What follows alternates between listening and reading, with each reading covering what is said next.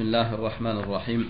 إن الحمد لله نحمده ونستعينه ونستغفره ونعوذ بالله من شرور أنفسنا ومن سيئات أعمالنا. من يهده الله فلا مضل له ومن يضلل فلا هادي له، وأشهد أن لا إله إلا الله وحده لا شريك له، وأشهد أن محمدا عبده ورسوله. إن شاء الله تعالى بغشك درسمل الشيخ أبو بصير الطرطوسي حفظه الله لا إله إلا الله شرطlar diyen kitabı. Bugünkü alacak şartımız 7. şartı. Olam el mahabbetu. Yani şu sözü söylemek. Şu sözü söylemek deyilen ne de? Yani senin kalbından dolu yigrenç deyilen zat götürülmeli. Yani şu dine değişil, Müslümanlara değişil, şu la ilahe illallah değişli, Allah'ın ve Resulünün buyruklarını değişli zatların hiçbirine senin kalbında zerre kadar yigrenç bolmalı değil. Kaçan da senin kalbında Allah ve Resulünün inleren hükümlerinin haytam olsa birine yigrenç, ya nagilelik, ya naradilik, ya boyun olmasızlık, ya kavul etmesizlik bağ olsa, eyyem sen şu sözü dillenese deyip ve söyleyen deysen sen Müslüman sayılana. Yani şu sözü söylemeli diylenne, yani şu sözü senin kalbinde dine gerek gelenne yigrenç dileyen zattan zerre kadar hiçbir dadı kaldırmalı değil. Ve şu sözü söylemeli diyemizde de ama şu sözü 3 tane kızadı içine alıyor. Birincisi, ama sen Allah'ın söylemeli, hükmani suratta. Birinci bilen, haçanla sen şu la ilahe illallah sözünün söylüğü şertini yerine getiriyenlerden hasaplanyan. Sen şu sözü söyleyip, ama şu sözün söylüğü şertini yerine getirenlerden sayılmaklığın için senin söylüğünde 3 tane kızat ama tapılmalı. Birincisi, şu söz deyip eşhedü en la ilahe illallah ve eşhedü enne Muhammeden Resulullah şu sözü deyip İslam'a giren adam hükmani suratta Allah Teala'nın söylemeli. Birinci tapılmalı da senin söylüğünde. İkincisi bilenem. Ama şu sözü deyip Müslüman bolonlar söylemeli. Hükmani suratta. Allah Teala'nın inleren dinini söylemeli. Üçüncüsü neme? Allah Teala'nın söyleyen zatlarını söylemeli. Dine Allah Teala'nın söyleyen diyenin bolonu. Sen Allah'ın söyleyen diyenken yönü olan köpüsü Allah Teala'nın söyleyen zatlarını yigreniyerler. Olur kim oluyor? Allah'ın söyleyen diyen davalarından neme? Yalancı oluyor olur. Senin söylediğin neme? Şeriatta. Senin söylediğin Allah Teala'nın yanına söylüğü deyilip kabul edilecek ol hükmani suratta senin şu söylüğü ibadatında 3 zat cemlenmelidir. Birincisi neme? Sen Allah'ın söylemeli ve Allah Teala'nın söyleyen zatlarını söylemeli. Üçüncüsü neme? Bir zatı söyleyende de Allah için söylemeli. Şunu bir zatı söyleyende de Allah için söylemeli. Hay hevasın için, dünya malın için, dünya behvidin için söylemeli değil. Neçe zat cemlenmeleken şu söylüğü vadatına? 3 zat cemlenmeleken. Birincisi, Allah Teala'nın söylemeli. Senin kalbinde en söylülü zat Allah olmalı. Allah'dan yukarıda. Ve şosanını Allah bilen den derecede de senin kalbinde, senin yanında söyleyen mahluk hiçbir zat olmalı değil. Haçanla senin yanında istenlik bir zat Allah'dan yukarı derecede söylese ya da Allah bilen den derecede söylese yem sen neme düşüyen? Söylüğü ibadetinde şirke düşüyen. Söylüğü şirkine düşüyen. Şoň üçin neme? Her bir Müslümanın yanına en yukarıda söyleyen zat Allah olmalı. Ve Allah Teala'dan yukarıda hiçbir zat söylemeliler. Hatta Allah bilen den derecede senin yanında söyleyen zat olmalılar. İkinci tapılmalı zat neme senin söylüğü ibadetinde? Allah Teala'nın söyleyen zatlarını söylemeli. Allah Teala hemen söylüyor, hemme kavlu söylüyor. Mümin Müslümanlar söylüyor, peygamberler söylüyor. Dininin tutulmağını söylüyor, peygamberlerinin eğerilmegini söylüyor. Gullarının Allah Taala'nın buyuran zatlarını edip Allah Taala'nın gaytaran zatlarından gaytmaklığını söýýär. Ve in esasy buyruklarından tutulmaklığını söýýän adam tawhid. Özünün ibadetde birlenmekligi. Yani Allah Taala'nın gullary näme bir Allah Taala ibadet etmeli. Allah Taala özünün ibadet edilmekligini söýýär. Ve näme gullarynyň şirkden, küfürden saf bolmaklygını söýýär. İkincisi näme dedik? Allah Taala'nın söýen zatlaryny söýmek. Üçüncüsü nämäni söýseňem Allah Taala'nın razyligi üçin söýmeli we şonu Allah Taala'nın söýmekligi buyuranlygy üçin söýmeli. Men sen söýýän senin näme owadanlygyň üçin, ya senin wezifaň üçin, ya senin güýjüň awraýyň bar bolanlygy üçin men sen söýmellerle seretmeli. Senne Allah Taala'nın söýýän zady barmy? Şoňa seretmeli. Yani senne tawhid barmy? Senne din barmy? Senne islam barmy? Senne taat ibadet barmy? Senne sünnete gelmek barmy? Musulmanlar söýmek barmy? Şu zatlaryňa seretýän we şoňa görä de men sen näme söýmeli bolýar. Şunuňmy? Yani üçüncüsü nämeken? Söýemizde de Allah üçin söýmeli we ýigrenemizde de Allah üçin ýigrenmeli. Ve Allah üçin söýüp Allah üçin ýigrenmekligem İslamda näme? In esasy ünnölünýän, ünsberilýän ibadetlaryň biri.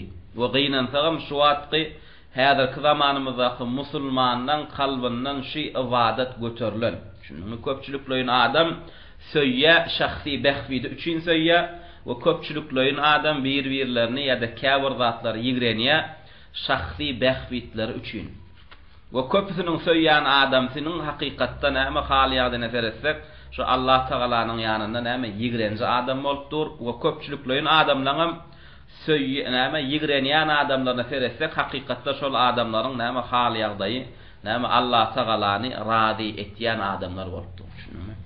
Şu sebäpden näme Muhammed ummaty şu wagt näme in ummatlaryň içinde näme pes har delil ummat bolupdyr. Sebäp diýsem şu wagtky özüni İslam'a ýönkýän ummat Allah üçin söýmeli, Allah üçin ýigrenmeli diýilen näme ibadety kalplarını götürdüler dänim.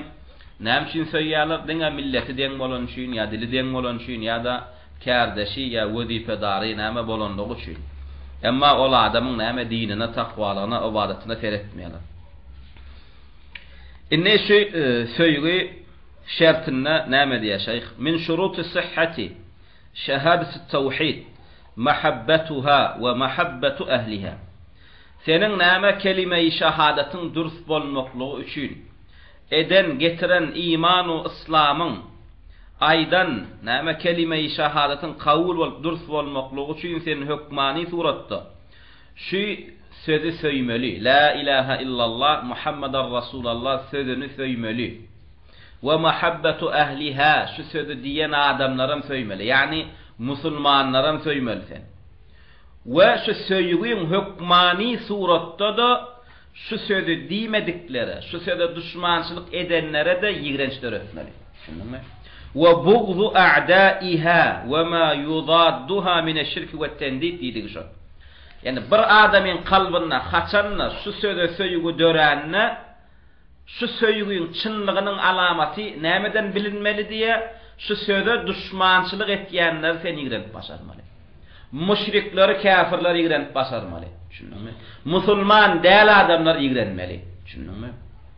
Kafirler ýigrenmeli. Kimde kim Allah we Rasuluna we mümin musulmanlara düşmançylyk etýän bolsa, olara eziyet berýän bolsa sen hukmani suratda şu zatlary ýigrenmeli. Şu ýigrenje iterýän zat näme bolmaly? Şu söze bolan söýgüň bolmaly. Allah'a bolan söýgüň bolmaly. Dinine bolan söýgüň bolmaly. Emma sen Allah Taala'ny söýýän we İslam dinini söýýän we mümin musulmanlar söýýän diýbem ýewrey hristiýanlar bilen ya da Allah we Rasulunyň we mümin musulmanlaryň düşmanlary bilen äppede jüppe gatnaşýan we olara söýgü mahabbat berýän we olara dogonlanmaz gardaşlarymyz diýen we hatta şu kafirler senin musulman dogonlam diýenlerine näme düşmançylyk edenler kafirlere sen ýardam berýän näme sen musulman dogonlaňa garşy çykyp otyrka sen musulman saýlaňat şunuňmy? Sen kafir saýlan sebäp diýsen senne ýanky kafirlere näme döremedik ýigrenjiň alamaty näme?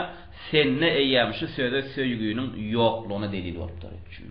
Hakykatda sen Allah we Rasulüniň isleýişi ýalyk şu islamy, imany, şu la ilaha illallah we onuň ehlini söýünüňde hukmany suratda şu söýgü senin kalbyňda şu söze we sen diniňe şu tawhide düşmançylyk edenlere senne ýigrenç döräýmeli hukman. Emma bir musulman kafir ýigrenip bilenak, müşrikler ýigrenip bilenak, gabr paradlar ýigrenip bilenak, ýewrey hristianlar ýigrenip bilenak, ateistler, kommunistler ýigrenip bilenak, ol adama islama girdi diýip bilýärmi? Ol adama islama girdi diýip bilemedi. Sebäpden onu eýem söýgü şerti tapylmady. Nädip bilýär şol adamda näme la ilaha illallah meselesine söýgü şertini tapylandygyny, şol adamda kafirlere bolan ýigrenç duýmaly. Bir musulmanna kafirlere garşy, müşriklere garşy ýigrenç duýmadykmy? Eýem şol adamda näme söýgüniň ýoklugy. Eýem bir adamda söýgü bolmasa-da näme bolýar ol adam? Musulman bolmaýar. Şoň üçin Şeyh Salih el-Fawzan hafizahullohdan soralýar. Şu la ilaha illallah'ın durs bolmaklygy üçin talep edilýän şertlaryň haýsam bolsa birini bir adam getirmese, amal etmese, şoňa musulman boldy diýip bilýärmi diýilip soralanyna ýok diýär.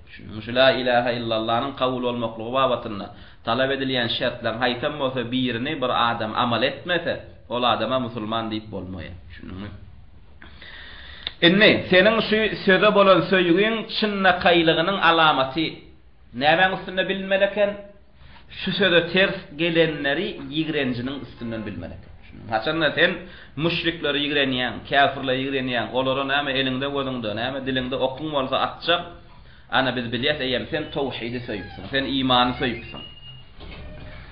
Wa sifatu hadihi al-mahabba أن يكون الله تعالى ورسوله صلى الله عليه وسلم أحب إليه مما سواهما وأن يكون الله تعالى وحده هو المحبوب لذاته وينتن şu söýgüniň näme çynlygynyň alamaty diýe Allah we Rasuly senin ýanynda hemme zatdan ýokarda söýgüli bolmaly. Yani senin näme şu söz söýýänligiň birinji alamaty näme diýdik? Müşrikler, kafirler sen ýigrenip başarmaly. Ýene bir alamaty näme? Senne näme iň ýokary söýülýän Allah we Rasuly bolmaly. Ol Allah we Rasulynyň ýokarda senin ýanynda söýgüli zat bolmaly. We yeketek näme öz başdaklaryň söýülýänem Allah Taala bolmaly. Şunuňmy? Allah Taalaň söýýär Allah bolanlygy üçin. Emma Allahdan başga näme söýülýän zatlary näme söýemizde Allah Taala'nın buyuranlygy üçin söýýär. Şunuňmy? Mysal üçin peýgamberler söýýär, sebäbi Allah söýdýdi. Şoň üçin söýýär. Perişteler söýýär, Allah söýenligi üçin, we söýün diýen üçin söýýär. Emma Allah Taala näme öz başdakyny Allah bolan üçin söýýär. Yeketek näme ýa-ni suratda söýülýän bir Allah bolmaly we Allahdan başga söýülýän zatlaryň barsam näme Allah Taala'nın söýdiýenligi sebäpli söýülýän bolmaly. Emma sebäpsiz yeketek söýülmeli kim? Allah. Allah'dan başga sebäpsiz söýülýän bolmaly da. Haçan senin ýanynda ýene bir adam sebäpsiz söýüldimi? Eýem sen näme şirke düşýän. Bir ýerde söýýän diňe başlygyň bolanlygy üçin. Şunu onuň kafirdigine, nejisligine ýa musulmanlygyna garaňa kim bolsa şo bolsun, men şunu diňe başlygym bolan üçin söýýän. Şunu o bolana. Şunu yeketek hiç sebäpsiz söýülýän Allah. Şunu emma Allah'dan başga söýülýän zatlaryň hemmesi näme Allah Taala'nın söýgüsine eýerilen bolmaly. Son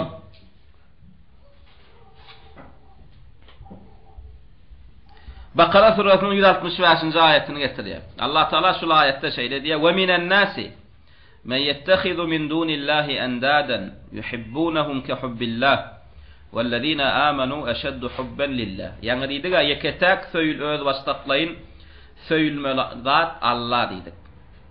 Kimde kim ýene näme Allah'ın söýüşýäli käwir adamlar söýse, ol adamlar näme dine giren bolsalar dinden çykýarlar. Şunuňmy? Ya danim müşrik saýylýarlar. Şu wagtynda Allah Taala näme diýär? "Ve minen nas" we adamlaryň içinde şeýle bir toparlary vardyr diýär. "Me yettehidu min dunillahi endada." Allah'dan başga da özlerine näme deňdeş Hudaý tutarlar diýär. Son yuhibbunahum kuhibbullah ve olaram Allah'ın söyüşleri el söyürler diye derecede görüyor. Allah neil söyleyen mortalar olaram şongalık söyürler diye. Yani onlar Allah Teala yadgary otur. Onlar müşrik, onlar kafir sebep diýsem Allah bilen deň derecede söyülmeli zat yok. Vellezina amanu eşeddu hubben lillah. Emma iman edenler näme Allah Teala'ny artık söýýänlerdir. Yani Allah'ın söyüşleri ýalyp hiç bir zady söýýänlerdir diye. Son قال ابن تيمية رحمه الله. إن ابن تيمية رحمه الله şu söýgü şertine şeýle gurrunlar aýtdy. Ola Mecmu'ul Fetawa diýen kitabının 10-njy tomunyň 267-nji sahypasynda. La yejuzu en yuhabba şey'un minel mevcudati li zatihi illa huwa subhanahu ve bihamdihi. Bar bolan zatlaryň içinde näme sebäp bar bolan zatlaryň içinde yeketek söýülmeli zat Allah Teala diýer. Bar bolan zatlaryň içinde yeketek söýülmeli zat Allah ve Allah'dan başka söyleyen zatlaryň hemmesem Allah Teala bolan söýüge näme eýerilmeli. Allah Teala'nın söýünligi üçin söýülmeli ve Allah Teala'nın söýün diýenligi üçin söýmeli. Emma yeketek söýülmeli Allah Teala. Fa kullu mahbubin fil alami inma yejuzu en yuhabba li gayrihi la li zatihi. Ve yerin ýüzünde alem jahanna söýlen zatlaryň hemmesem söýlenne näme şu öz üçin söýülmekde Allah Teala'nın näme söyün diýenligi sebäp bil söýüldi diýer. والرب تعالى هو الذي يجب أن يحب لنفسه. أما نعم أيرتين سبب سيلملي بر الله تعالى. سبب نعم الله تعالى إلهلığının bir manisi şunu. Yeketek na'm sebepsiz söyleyen Allah. Sebepsiz Allah Teala na'm ilah, ma'bud, ibadet edilýän.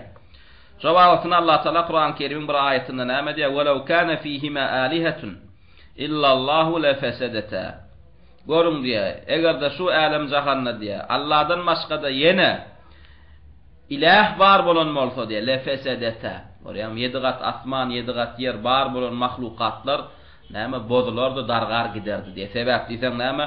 Bir zadyň iki hojaýyny bolsa, ýanky mahluk haýsy hojaýyna boyun bolmaly. Ara ýolda näme etýär? Tertip düzgün etýär. Emma şu alem jahanyň şu tertip düzgünlikde ýörap ýörmekliginiň manysy näme? Näme bu mahlukatlaryň yeketek halygy we olam Allah.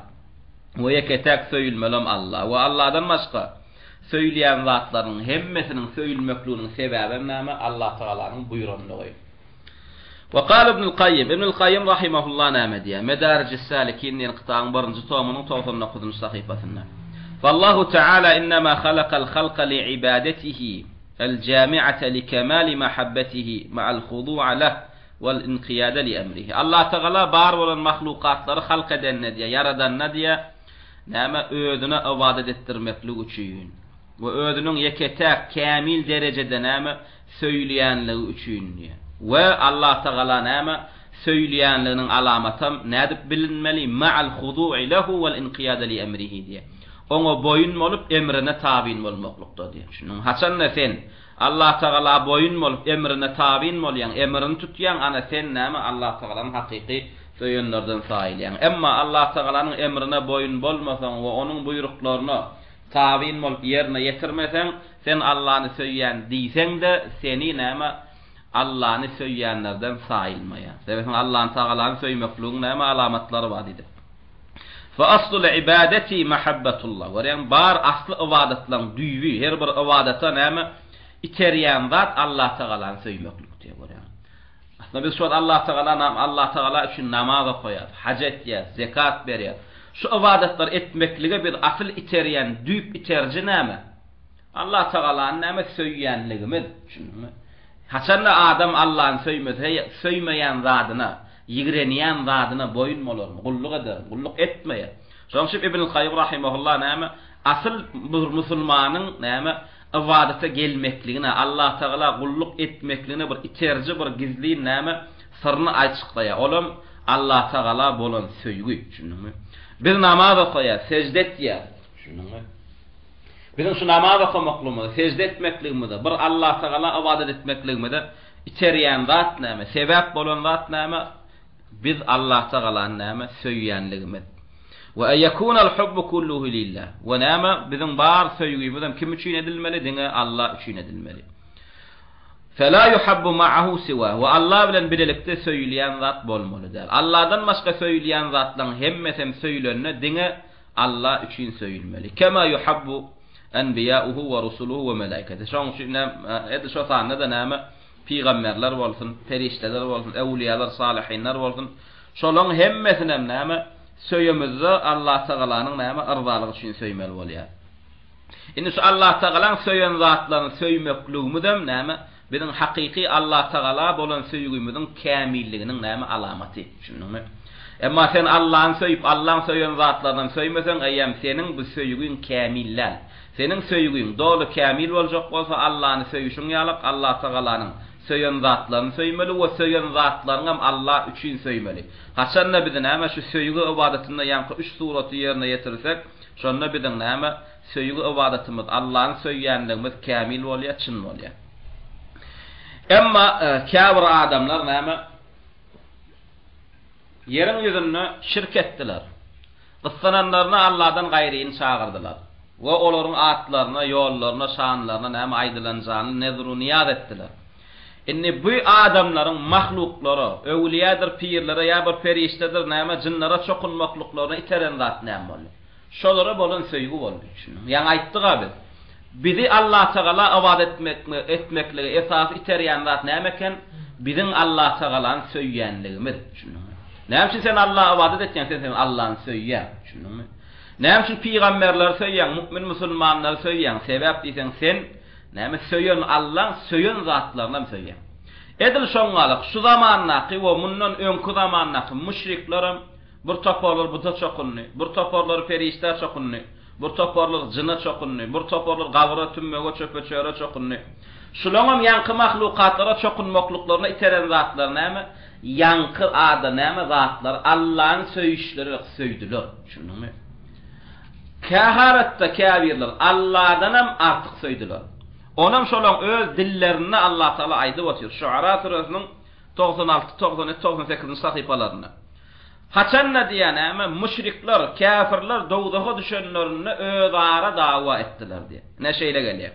Qalu wa hum fiha yahtasimun. Yani cehennemin içinde bir-birlerini ýazgarşyp dawalaşyp şey diýdiler diye. Tallahi in kunna lafi zalalin mubin iz nusawwiyakum bi rabbil alamin. Tallahi diýär, dowdaga düşenlerinden soň kimden and içmelligini bildiler. Tallahi Allah'dan kasam bolsun diýip bir-birlerinden dawa başladylar diye. Näme esasynda in kunna lafi zalalin mubin. Biz hayaty dünýäde yerin ýüzünde ruhumuz bedenine kal. Näme ibadet etmeklige fursat bakada biz ibadet etmändir. Näme de bolupdyr? In kunna fi zalalin mubin. Gaty erwet näme azgynlykda bolupdyr. Gaty biz araşypdyr diýdiler. Görem dawa etýärdir bir-birleri. Qalu wa hum fiha yahtasimun. Cehennemin içinde, dowdagyň içinde müşrikler özara dawa edip kasam içip tallahi Allah'dan ant bolsun. In kunna lafi zalalin mubin. Biz hakykatdan hem hayaty dünýäde yerin ýüzünde gaty ağdaşan ekenik. Soňam sebäbini aýtýarlar. Näme sebäp bolupdyr bulan yerin ýüzünde ağdaşmaklyklaryna? Ağan bolmaklyklaryna, kafir bolmaklyklaryna. Aýatyň soňy näme diýär? İz nusawwiyakum bi rabbil alamin. Görýärmi? Çokunan mahlukatlaryna ýüzlenip diýdiler diýe. Biziň ağmaklygymyza sebäp bolan zat, biziň kafir bolmaklygymyza sebäp bolan zat sizi bir näme alem jahany ýokdan baradan Allah bilen deň bolupdyr diýdiler diýe. Görýärmi? İz nusawwiyakum bi rabbil alamin. Ine biziň kafir bolup ağdaşyp baky şu cehennemi odunyna ýanmaklygymyza sebäp bolan zat, hayaty dünýäde yerin ýüzünde adyp kafir bolmaklygymyza sebäp bolan zat, izin sewwiyakum bi rabbil alamin. Alemleriň Rabbi bolan Allah bilen biz sizi deň bolupdyr diýdi. Yani näme manada deň bolupdyrlar? Söýmeklik mawatynda, düşündiňmi? Yani bular bilýärdi bu çokunan zatlarynyň halyk dälligini, razyk dälligini. Şu wagtda näme gyssananlaryna peýgamberleri, ewliýadyr, pirler çagyrýandan islenliginden sonra da gör. Sen şu ewliýany piri gyssananda çagyrýan, olardan näme haýr we bereket umid etýän. Yani senin ýanky ewliýa pirlerden, gabarlardan, tümmeklerden ýanky zatlar umid etmekliginiň manysy, sen şulary Allah Teala ýalyk 7 gat asmany, yaradyp bilýär, öldürüp bilýär, direldip bilýär. Şuňa zatlar itiqad etýärmi diýsen, ýok diýýär. Şunun yaradan bir Allah, rızk beren bir Allah diýýär. Onu bul adamlaryň ýankyrak mahlukatlara çokunmaklyklaryna, şirke düşmekliklaryna iteren zat näme? Allah'ın söyüşleri elak nämetdiler? Yankı adamlar söýdiler. Aslında yankı adamlar biz hükman söýmeli. Şunun peygamberleri biz hükman söýmeli. Ewliyalar, pirler, salihinler biz hükman söýmeli. Emma yankılara bolan söýgümiz çäginden geçip näme? Allah'ın söyüşümüz ýalyk derejä ýetse eýýäm sen şirke düşýär. Şunun inni yankı adamlara näme? Bir-birlerini ýadgara aýtýarlar. Biz adaşan ekenik, biz kafir ekenik. Sebäbi biz bu mahlukatlary näme? Allah bilen deň derejede görüp durýar. Yani Allah'ın söýüşümü derek söýüp durýar. Şoň üçin musulmanlar eden ibadetlerini bir Allah'ın ýoluna sarf edenmediler.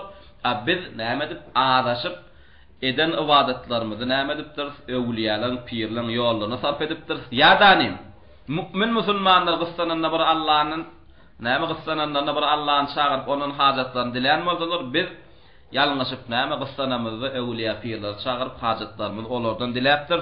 Şey dibem näme biz adaşypdyr. Kafir bolup dursyp näme dogdagyň jehannemiň içinde müşrik bolan, kafir bolanlar bir-birlerini dawa ederler diýär.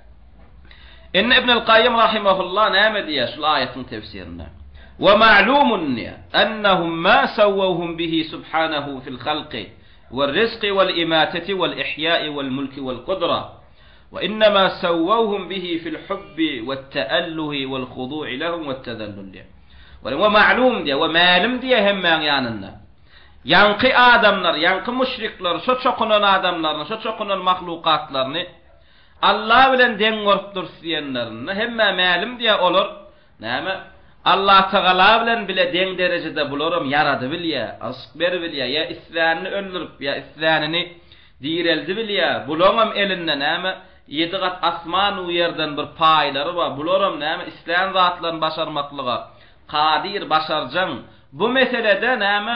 Allah bilen deň görmedikleri olar ma'lum diye. Emma olar yankı çokunan zatlaryny näme babatda Allah bilen deň tutupdurlar? Fil hub diye söýmeklikde görýän.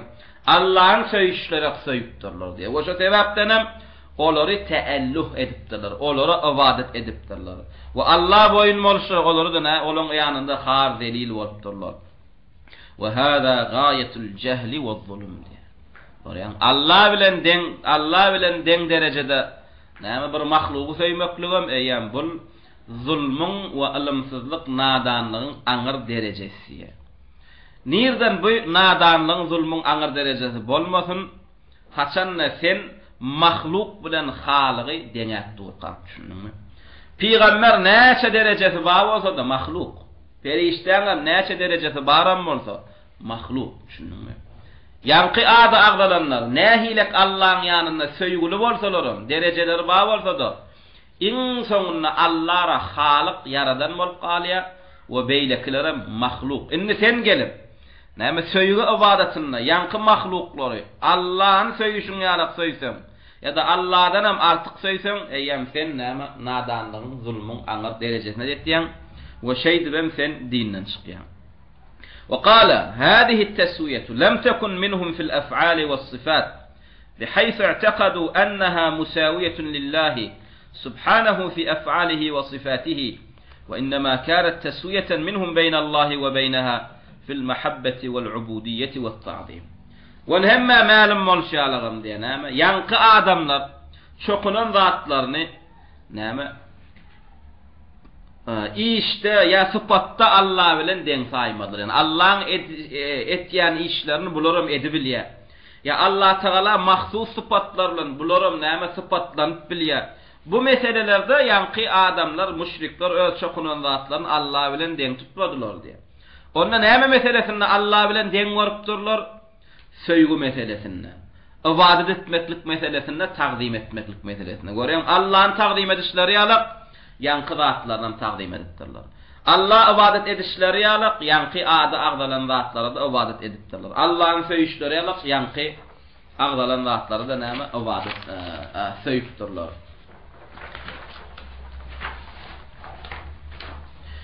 Hadisde gelýär Ebu Davud rahimahullah'ın çıkaran hadisinde geliyor. Peygamberimiz sallallahu aleyhi ve sellem ne diyor? Men ahabba lillah ve abgada lillah ve a'ta lillah ve mena'a lillah faqad istekmelel iman. Yani imanın näme vacip şeklinde doldurguşlarını getiriyor. Yani şurada yankı ağdalayan näme şartlar hükmani gerek sana. Men ahabba lillah, kimde kim Allah için söyler. Yani bir adamın söyüyor Allah için söyüyor. Ve abgada lillah, bir adamın yigrenenine Allah için yigrense. Yani bir adamın görüyor şirketye, yigrenmeli oluyor. Bir adamın görüyor araqçıya, yigrenmeli oluyor. Ve a'ta lillah, berenne de Allah'ın razılığı için veriyor. Cömert yedirmek için, ya şöhret farazlığı için vermeye. Ve mena'a lillah, ve birinden näme saklasa da Allah için saklayadi. Birine berene, Allah için berene. Sebeptiden gidecek, araq içecek, zina edecek. Kim näme yankı söyönne Allah için söyüp, yigrense Allah için yigren, berenne Allah için berip, bermänne de Allah için bermese, fakat istekmelel iman. Şüphesiz şol imanını kamil edenler diyor. Şu doldurguşlar näme hükman. Hayfam olsa bir adamda yankı ağdalan zatdan biri bolmasa onun imanı eciz bolýar. Şunun fasık bolýar. Bir adam näme etýär, biri bilen gatnaşýar, dost tutýar, gyzagonna öýlenmekli üçin. Şunun biri bilen gatnaşýar, wazifesi bar, ondan näme bir iş talap etmekli üçin. Eýem senin imanın dogry däl. Ya berýän ýylyň gözi üçin. Ya şahsy bahwidin üçin. Bu zatlar bolmaýar. Sen imanın dogryjak bolsaň hükmani suratda näme hatta näme söyýän adamlaňam, söyýän zatlaňam Allah üçin söýülmeli. Sebäp diýsek biz näme diýdik? Haçan da senin Allah bolan söýgüň çyn boljak bolsa, sen hükmani suratda Allah'ın söýüşüň ýalyk, Allah'ın söýen zatlaryny söýmeli we söýen zatlaryňam Allah üçin söýmeli diýdik. Haçan da ýanky üç zat kim haýsam bolsa bir insanyna, bir musulmanyna jemlense, şonuň näme Allah üçin eden söýgüsi kamilliýär.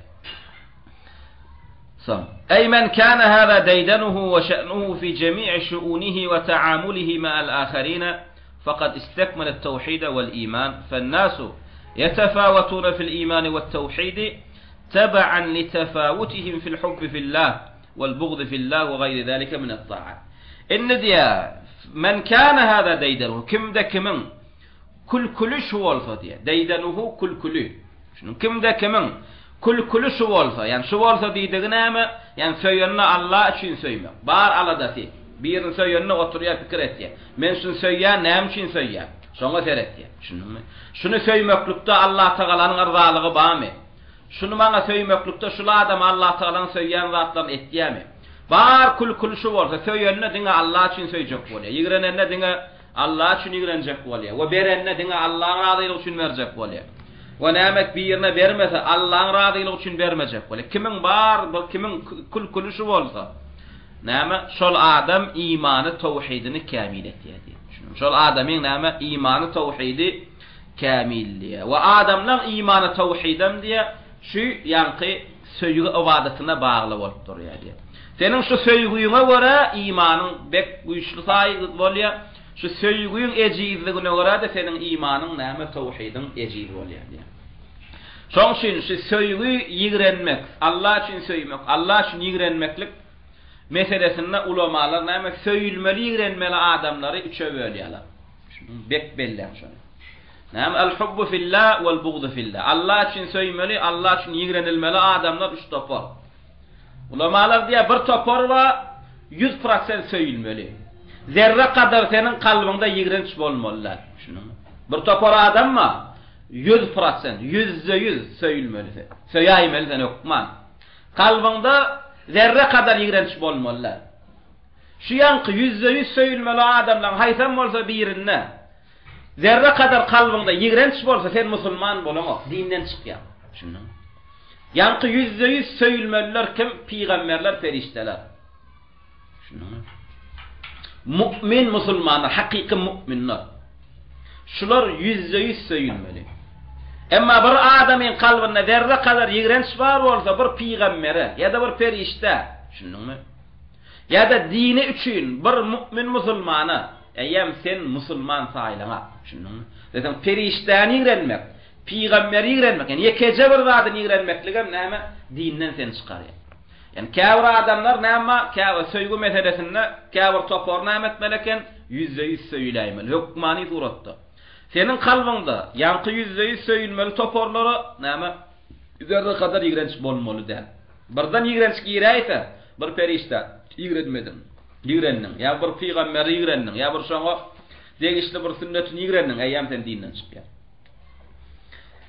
Bir topor bar, %100 ýigrenilmeli. Şundanmy? Sen kalbyňda zerre kadar şolara söýgü bolmaly. Bir topor bar, ýanky söýmekligiň tersine %100 ýigrenilmeli.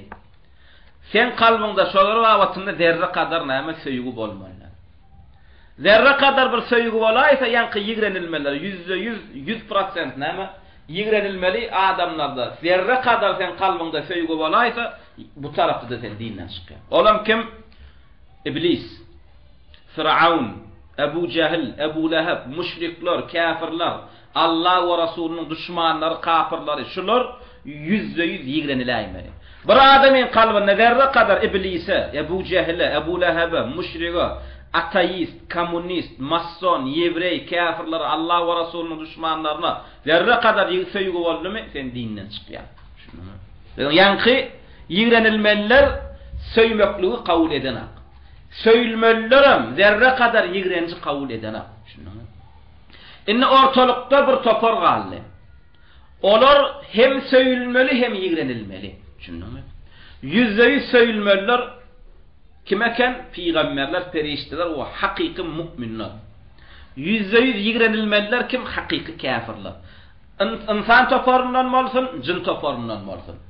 Inni aralykda bir topor bar, olar söýülmelem, o şo wagtda ýigrenilmelem. Düşündiňmi? Olar kim? Günah etýän musulmanlar. Düşündiňmi? Günah etýän musulmanlar. Bir musulman adam ma günah etýär. Zina etýär, arak içýär. Ağzı hapa, ogurluk etýär, elegirlik etýär. Bular söýülmelem, ýigrenilmelem. Söýülmeli musulman bolanlyk üçin, imany bar bolan üçin. Ýigrenilmeli günäsi bar bolan üçin, fäsiklygy bar bolan üçin, bidgaty bar bolan üçin. Ýöne söýgü nähilek bolmaly, ýigrenç nähilek bolmaly. Indi nädip söýgüden ýigrenji ýanky ortak toporda saadlamaly. Onu saadlayan zat şonuň imany bilen günäsi. İman artyk bolsa söýgüň ýigrenjinden artyk bolmaly. Şo wagt şol adam meselesinde günäsi sogabyndan känem bolsa seniň ýigrenjin şoňa näme söýgüňden artyk bolmaly. Indi bir adam mu'min musulman 5 wagt namazy täretli ýöne näme etýär? Kä wagt näme etýär diýeli, mysal üçin hapa söýýär. Şunmy? Eýem umumy şol adam sen näme söýmeli. Diňe ýanky günah meselesinde sende ýigrenç bolmaly. Şunmy? Ama bir adam musulman namaza goýar, ýöne arak içýär, zina etýär. Şunmy? Ağız bekden, hacdan, buňa ýigrenjin söýgünden kän bolmaly. Şunmy? Bu me ýanky ortak topordaky näme söýgün ýigrenji saadla nädip saadlamaly, günahyna sogabyna görä saadlaýmaly. Günäsi tağaty näme sogaby tağaty günäsinden kän bolsa söýgüň ýigrenjinden kän bolmaly. Emma günäsi näme bidgaty tağadyndan sogabyndan kän bolsa onu ýigrenjin söýgünden kän bolmaly. Şoňşy Peygamberimiz näme sallallahu aleyhi ve sellem ýan hadisde diýär, kimin kulkuli umumy hayatynda bar alyp barýan işleri Allah için söýüp Allah için ýigrenmeklik bolsa ana şol adam näme der diýär, imanyny doldurar diýär. Emma men intafa anhu mutlaqul hubb fillah wal bughd fillah faqad intafa anhu mutlaqut tawhid ve mutlaqul ubudiyyeti lillah taala. Emma kimde kimin kalbyndan ne? Allah için söýmeli, Allah için ýigrenmeli diýilýän zat ýok bolsa diýär. Ol adamda eýem düýbünden tawhid we ibadet, Allah Taala ibadet etmek diýilýän zat ýok diýip kabul etýär. Şunumy? Käbir adam näme düýbünden kabul eden akşyladyna. Allah için söýmeli, Allah için ýigrenmeli diýilýän zat kabul edenek. Ýa-da aslan onu ýok. Şunumy? Söýemde Allah için söýýän, ýigrenemde Allah için ýigrenýän diýilýän zat ýok onu. Söýýän goňşym, garyndaşym. Şunumy? ol namazda koyam okana o meni gıdıklandıranak diye düşünün. Yigrenyen mi? Yigrenecek diye düşünün mü? Musulman mı kafir o meni gıdıklandıranak diye düşünün mü? Sonuçta şeyh näme diye. O şu diyen adam hak. Burada kimde kimin kalbinden ne? Allah için söymeli, Allah için yigrenmeli değil yanda. Götürülmez ya aslan düýbünden yok bolsa ol adamda tawhid yok. Ol adamda iman düýbünden Allah ibadet etmeliyle zat yok. Ol ya musulmanlar. Şu wagt näme biz taraplardaki köpçülüklerin musulmanlar düýbünden kalbinde şu zat yok. Düşündüňmi? Narkomany gowurup ber goňşusy, düşündüňmi? Emma olawadan bir musulman yigrenip ber näme üçin? O boda şu da goňşusy. Allah için söýmeli, Allah için yigrenmeliligin düýbünde ýok ol adamyň kalbynda. Bir adamyň kalbynda, ýa-ni Allah için söýmeli, Allah için yigrenmeliligin düýbünden, mutlaklyk düýbünden ýok bolsa, şol adam musulman däl. Özüni islama ýönkeýänem bolsa, la ilaha illallah diýänem bolsa, namaz okuýanem bolsa, şol adam musulman däl. Näme üçin? Sen ol dine Allah we Rasulunyň isleýişi ýalak girmedi. Sebäp diýsen biz näme diýdik? Yani la ilahe illallah'ın Allah'ın yanında kavul olmaklığı için talep edilen şartları sen Allah'ın söymeli. Allah'ın söyleyen zatlarını söymeli ve söyleyen zatınam Allah için söymeli ve şu söylüğünüm çınlığını biz bilmeyiz. Senin şu söylüğün Allah ve Resulünün düşmanını, müşriklerini yigrenmekliğe itermese o şu sannadı Allah ve Resulü senin yanında en söygülü bolyan zada öwürülmese. Emma senin kalbinde entek düýbünden Allah için söýmeli, Allah için yigrenmeli diýilen zat ýok. Senin ondan adyň Muhammedligine, düşündiňmi? We näme egniň doňludygyna, başyň telpekliýe, selleligine garamasdan biz sana musulman däl. Düşündiň. Sen düýbünden islama giren adam däl. Düşündiňmi? Sebäp diýsen näme Peygamberimiz sallallahu aleyhi ve sellem bu hadisde şeýle diýär. Bu hadis hem İmam Ahmed rahimehullah musnedinde gelýär. Awsaqu ural iman. İmanyň en gaýym halkasy diýär. Awsaq en gaýym ura halkasy imanyň diýär. Ve en gaýym halkasy nämeken? El muwalatu fillah. Allah üçin söýmek vel muadatu fillah ve Allah üçin ýigrenmek. والحب في الله والبغض في الله. الموالاة في الله yani Allah üçün yardımlaşmak, kömek vermek.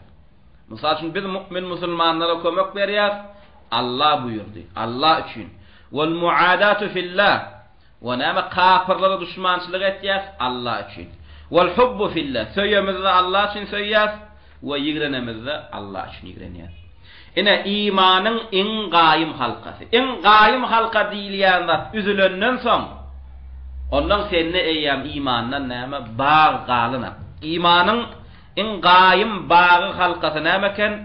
Allah üçün kömek ýardam berip, Allah üçün düşmançylyk etmek, Allah üçün söýüp, Allah üçün ýigrenmek. Emma şu hadislerden şu wagt özlerini islama ýönkäp beren munafyklar gorkýarlar. Şu hadisler şu wagt aýtmak bolanok diýerler. Ve demokrasiýaň zamanasynda adamlaň näme? Adam adynyň aşagynda jemlenýän zamanasynda diýip bu hadisler gerek geldi. Siz adamçylygy bölýäňiz diýär. Sen musulman bol, sen ýevrey bol, sen hristiýan, sen sih bol, sen mejus, müşrik bol, baryň adam adynyň aşagynda jemlenip bilýäňizmi, jemlenip bilýäňiz? Şu meselen ortaklan bolýar. Bizem owa şu ýewreýin küfrüne garamazdan şu ýevrey kim?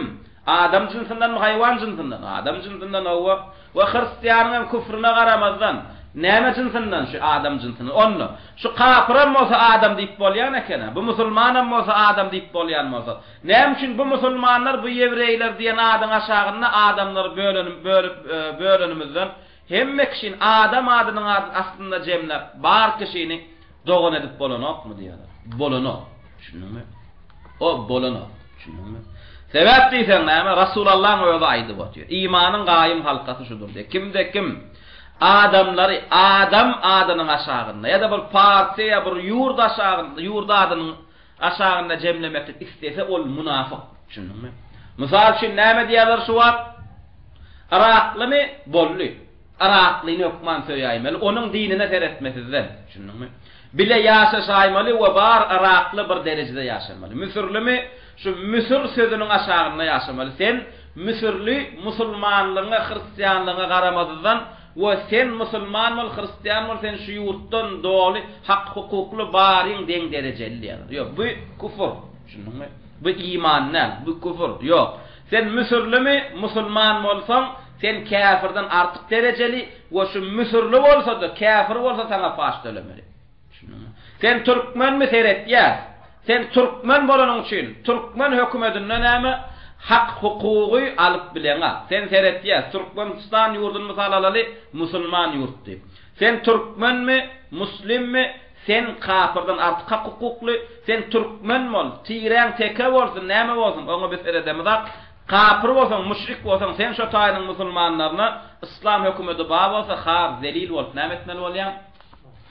Faş dönemeli bolýan hristiýan, ýevrey dinini kabul eden bolsaň, emma musulmançylykdan murtat bolmasaň sen öldürilmeli bolýan. Emma bu hadisleri bu wagt näme şu döwrüň munafyklary näme bu hadisden okulmaklygyny isleýänler, ummatda ýaýramaklygyny näme ummatda ýaýramaklygyny isleýänler. Sen olar munafyklar, şunuňmy?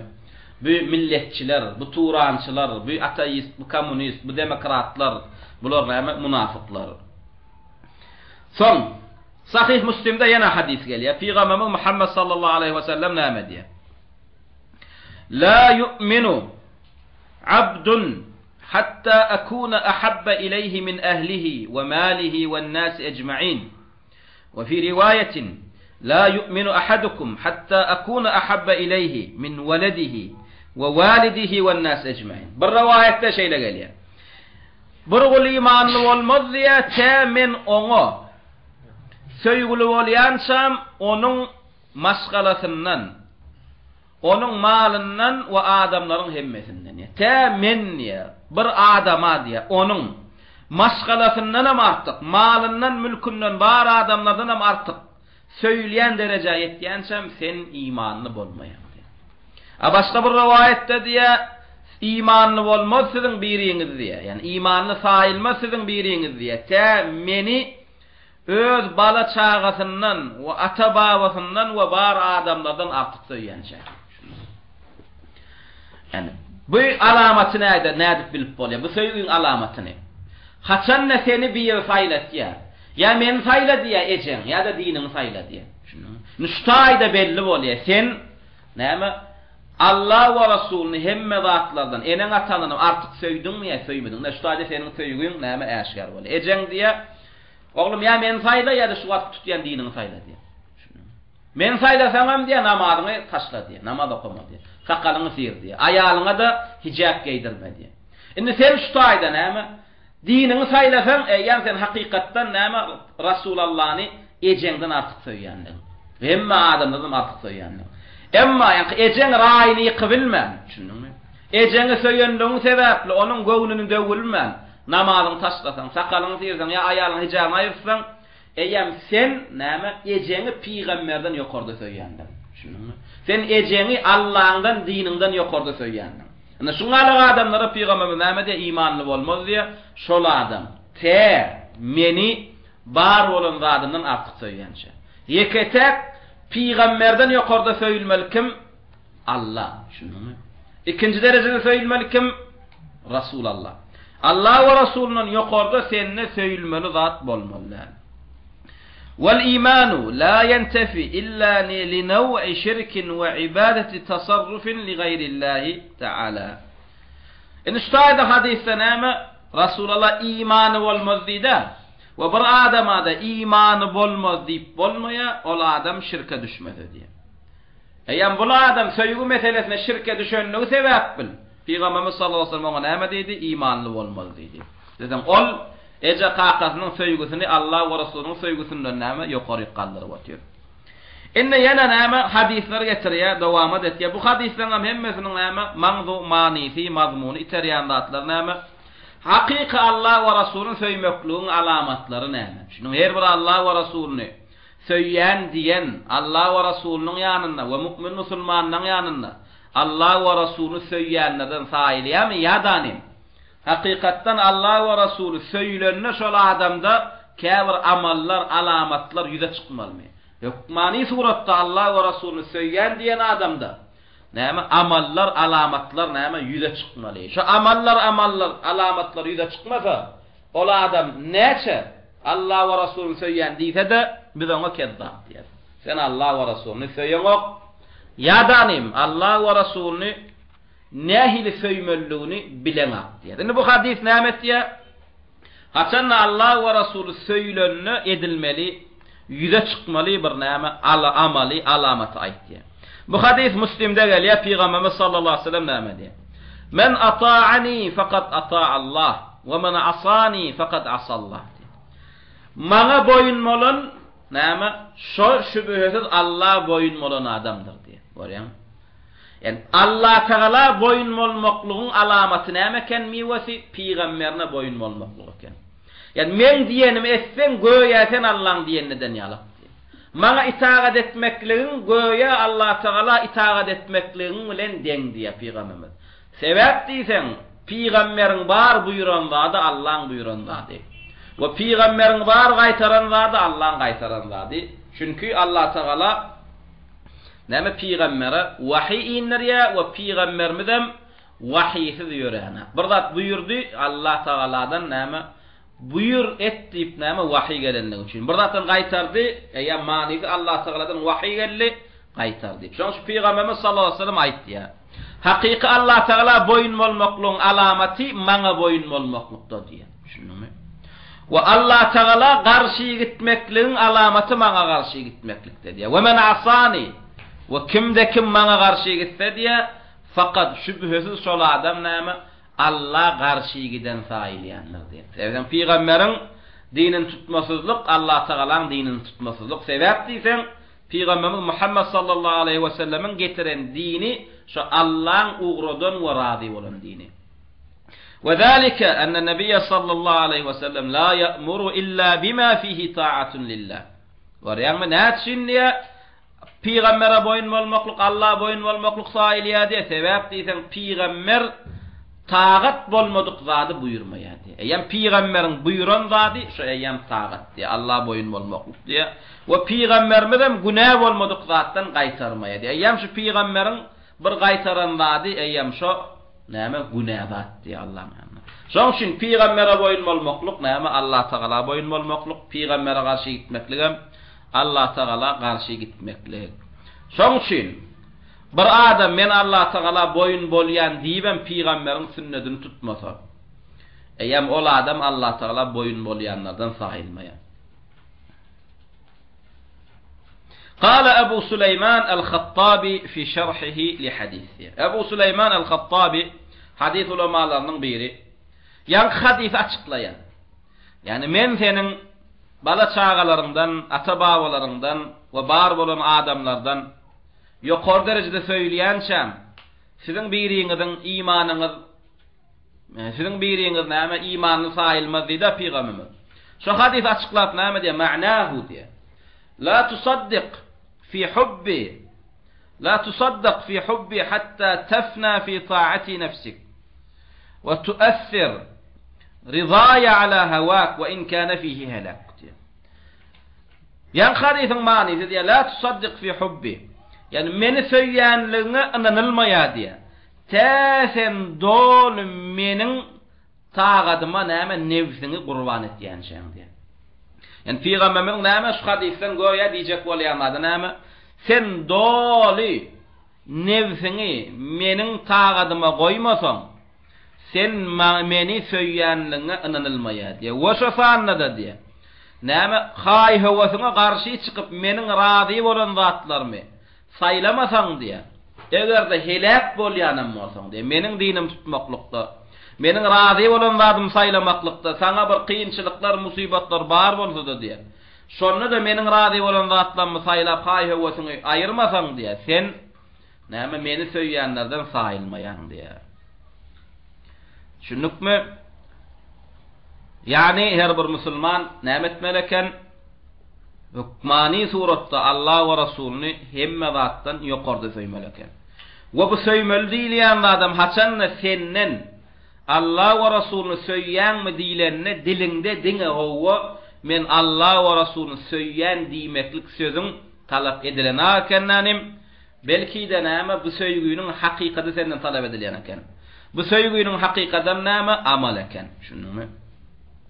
Allah Teala Muhammed surasının 8-9 ayetlerine näme diýär? وَالَّذِينَ كَفَرُوا فَتَعْسًا لَهُمْ وَأَضَلَّ أَعْمَالَهُمْ ذَلِكَ بِأَنَّهُمْ كَرِهُوا مَا أَنزَلَ اللّٰهُ فَأَحْبَطَ أَعْمَالَهُمْ. Kafir bolanlara helak bolsun, betbagtçylyk bolsun diýär. وَالَّذِينَ كَفَرُوا Kafir bolanlara فَتَعْسًا لَهُمْ فَتَعْسًا yani helak bolsun, olara betbagtçylyk bolsun diýär. وَأَضَلَّ أَعْمَالَهُمْ ve olan eden amallarım puç bolsun diýär. Şunu. Görän müşrik amal etýär eken. Müşrik amal etdiýär. Sogab işem etdiýär, tagadem etdiýär. Yani Allah Taala näme diýip atýar? Olan amallarym puç bolsun. Yani Allah Taala olan amallaryndan puç etdiýär, sogaplaryny dökýär. Sebäbi näme üçin? Gelýär. Kafirlere helak betbagtçylyk bolsun, eden sogab işler amallarym puç bolsun, sogaby dökülsün diýär.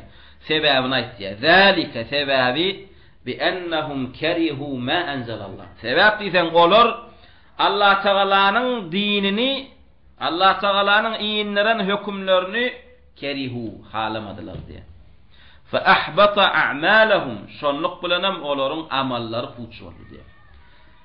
Inne kimde kim Müslüman deyip ödünü, Muhammedi deyip ödünü, İslam'a yonkap ödünü, kelimesini çeviriyor. Yöne sakalı gireniyor. Şol adam kafir. Sen sakalı Allah Teala indirdi mi? Allah Teala indirdi. Ya da hijabi yigreniye, ya namaza kolmaklygyny yigreniye, ya İslam medreselerinin açylmaklygyny yigreniye, Kur'an okulmaklygy, okudulmaklygy, ona amal edilmekligi yigreniye. Şol adam näme? Murtet bolýar, İslam'a giren bolsa. Girmedigen bolsa, kafirlaň birinji hatarynda failýän Allah we Rasulunyň düşman saýlýar. Şoňçyp musulman näme? Äge bolmaly? Dine degişliratları yigrenmeklikten. Efendim dinin näme? Dine degişliratlaryň sünnetligine, farzlygyna, wajipliğine garamazdan sen şu dine degişliratyň birini, istenlik birini yigrendiňmi, halamadyňmy, narazylyk gorkozdyňmy sen dinden çykýan. Enne ýanky ýene kafirlere näme? Allah Teala'nın dinini yigrenip mümin musulmanlar yigrenip Peygamberimiz Muhammed sallallahu aleyhi ve sellem sünnetini yigrenip ömürlük waqy dowdaga düşen kafirlaryň cehennemde kafir näme boljak hal ahwalatlaryny Allah Taala bize ýetirýär. Bu Zuhruf surasının 77-78 ayetlerine gelýär. Ve nadaw ya maliku liyaqdi aleyna rabbuk qala innakum makithun laqad ji'nakum bil haqqi walakinna aktharakum lil haqqi karihun. Görýärmi? Allah Teala näme dowdakda, cehennemde, cehennemi kafirler bilen cehenneme seretýän periştäň arasynda bolup geçýän gurrunlar bize ýetirýär. Ve nadaw çağırdylar diye. Yani kömek sorap. Ve nadaw kimi çağırdylar kömek sorap, hayır islap, hara islap. Ya maliku ey malik diýdiler diye. Malik kim? Cehennemin oduna seretýän perişte, hazinun nar. Şoň ady Malik. Cehennemin dowdagyň oduny kafirlere azap bermeklige seretýän periştäň ady Malik. Ey Malik diýip Malik çağırdylar. Yani ey cehennemin periştesi. Cehennemilen oduny, azabyny artdyrýan ey perişte Malik bunu çağırdylar. Bunun hara isleýärler. Bunun kömek isleýärler. Näme isleýän zatlary liyaqdi aleyna rabbuk. Ayday Allah Teala. Yaqdi aleyna. Öldüräýsin bizi. Şunu. Indi biz çydamyz. Şunu. Liyaqdi aleyna rabbuk. Aydaysen haýyşte etýärlerini ýanky Malikden, hazinun nardan, cehenneme seretýän, cehennemin oduna seretýän perişteden. Ayday dadymyzy Allah Teala yetiştin. Bizi beýle kösemesin, çydamyzak, liyaqdi. Bollunny bizi öldürsin, gutarsin, toprak etsin. Şonda perişte näme diýip jogap berdi? Qala innakum makithun. Ýok diýär. Siz inni bu azapda, bu jebirde, bu jefada makithun. ebedi, ömürlük size çıkmagam, ölmegem yok diye. Çıkmak, ölmek, azabınıza yenillemek, ansatlaşmak yok diye. Sebebini ayt yani. Ne için bu cehennemiler beyle yalvarsalar da, bular beyle yakarsalar da, bulara näme cehennemden çıkmak yok. Bulara bir salım, bir minut, bir sekundda azaplarına näme yenillemek yok. Sebebini ayt yani. لَقَدْ جِئْنَاكُمْ بِالْحَقِّ Allah'tan näme diye? Size hak getirdik biz diye. Dünyada gelip gördünüz. Gözünüz yerine, kulağınız yerine, kalbiniz yerine, onkusunuz sağ edip doğurduk. Akılınız başınız yerine, köpüğünüz diplomlu oldunuz. Hakam geldi. O kabiliyadınız, bilinmeliydiniz, savvatlıydınız. Diliniz vardı, sorabiliyadınız, kulağınız vardı, dinleyebiliyadınız. لَقَدْ جِئْنَاكُمْ بِالْحَقِّ Size bu zatlar aydıllı. Dağdağa düşüşünüz aydıllı. Tağa desteniz cennete düşüşünüz aydıllı. Kur'an okullu, hadis okullu, din näme, tevhid näme, tağat näme, küfür näme, şirk näme, günah näme, hemme da size yetirli. Hak size yetirli diye. Yöne siz näme ettiniz? Velakin yöne siz ekserukum lil hakkı kârihun. Yöne sizin köpüğünüz hakkı yigreniniz diye. Kabul etmediniz. Onu düşmançılık bilen kabul ettiniz. Yani düşmançılık ettiniz. Nüstada Allah Teala sizin kârihiniz deydi mi? Sizin köpüğünüz deydi. Velakin ekserakum var yani. Cehennemilere düşün. Cehennemilere Allah Teala aydı otuyor. Yöne sizin köpüğünüz hak gelenden son onu düşmançılık ettiniz diye. Şu ayetlerin öyle delil. Düşündün mü? Adamlan köpüsüne hakkın yetenliği. Ama murciyeler näme diye? Yok köpçülüklerin adamlara hak yeten diye. Yok o batıl vurdu. Köpçülüklerin adamlara hak yetti. Yani adamlan öyle hak istemedi. Şunun için hak yetip kabul etmedikleri näme diýilýär diýdik? Mu'riz diýilýär diýdik. Cahil ilmeýär olara, nadan, ilmsiz diýilmeýär. Olara näme diýilýär? Mu'riz hakdan yüze öwrenýär. Şoň şu wagt adamlara en dinne ýa-galygy türkmen halky. Şolara da näme? Din inni el yeteretti Allah Taala. İslam ýurtlaryna çykyp bilýärler. İslam diline din öwretýän adam gözläýini ýeter, tapyp bilýärler. Ýöne olan öýdi näme İslam haklar. İslamsizlik bilen hem çäklenmediler. Indi näme etýärler? Düşmançylyk etýärler. Şoň üçin ol adamlar näme? Jahiller. Ol adamlar näme? Küfre şirke düşýän bolsa, olar müşrikler, olar kafirler. Ve olan karşısına cihad etmeklik için olara davet etmekliğe hükmanlar. Kafir topara, ya kafir yurduna hak daveti yetmedik bolsa, İslam arasında hiç haber yetmedik bolsa, davet etmesizden, İslam'a çağırmasızdan cihada başlamaya. Emma bir kafir yurda İslam yetti, hak yetti. Şondan sonra küfürlerine, şirklerine kalmak istediler mi? Davet etmesizden cihad edip bolýar. Şoň üçin şo ýurtda näme? Haýsy bir musulman cihad etmeklik istese, näme? Hüccet yetdimi, yetmedi. Bular bilýärmi, bilena. Bulara delil yetdimi, yetmedi. Oňa hiç kellesini agatmasynlar. Bir gram, düşündüňmi? Ýagdaýyn tapan göni jihada başlap bermeli. Bismillah. Hezen olar jahilde. Olar kim? Olar mu'riz. Olar näme? Hakdan yüze vurýanlar. Enne yana Muhammed surasının 25-26 ayetlerine şeyle geldi. İnnellezîne erteddû alâ edbârihim min ba'di mâ tebeyyene lehumul hudâ. Eşşeytânu sevvele lehum ve emlâ lehum. Zâlike bi'ennehum qâlû lillezîne kerihû mâ nezzelallâhu. Senuti'ukum fî ba'dil emr. İman edip son murtet bolanlar diye. İnnellezîne erteddû. Murtet dip kime diýilýär? İslam'a girenden son dänenlere diýilýär. Düşündüňmi? Emma İslam'a girmedik kafira. Murtet diýilmeýär. Oňa kafir diýilýär. Müşrik diýilýär. Emma murtet diýilmi? Şu sözüň hakykatyna düşünmeli. Murtet diýilip näme kime diýilýär? Doli, şeksiz, şübhesiz, şert şurutlary bilen İslam'a girip son küfre dönen adama murtet diýilýär. Ennellezîne irteddû alâ edbârihim. Bir topar adamlar näme iýizlerine däýändiler, murtet boldular min ba'di ma tabayyana lahumul huda. Olara hak hidayet äşkar bolandan soň. Yani olan murtet bolmaklyklaryna näme sebäp bol? Eş-şeytan boldy. Eş-şeytanu sawwala lahum. Şeytan olan küfürlerini, günah işlerini zinatlap görkezdi ve emlalahum ve olary näme arzular, umytlar, hyallar näme dünýäsine saldy. Zalika bi annahum qalu lillezina karihu. Inne olan murtet bolmaklyklarynyň sebäbini aýtýarlar. Allah Taala. Olar näme Allah Taala'nın dinini ýigrenýänlere barıp sizin kafir zatlaryňyza biz boyun boljak diýdiler diýe.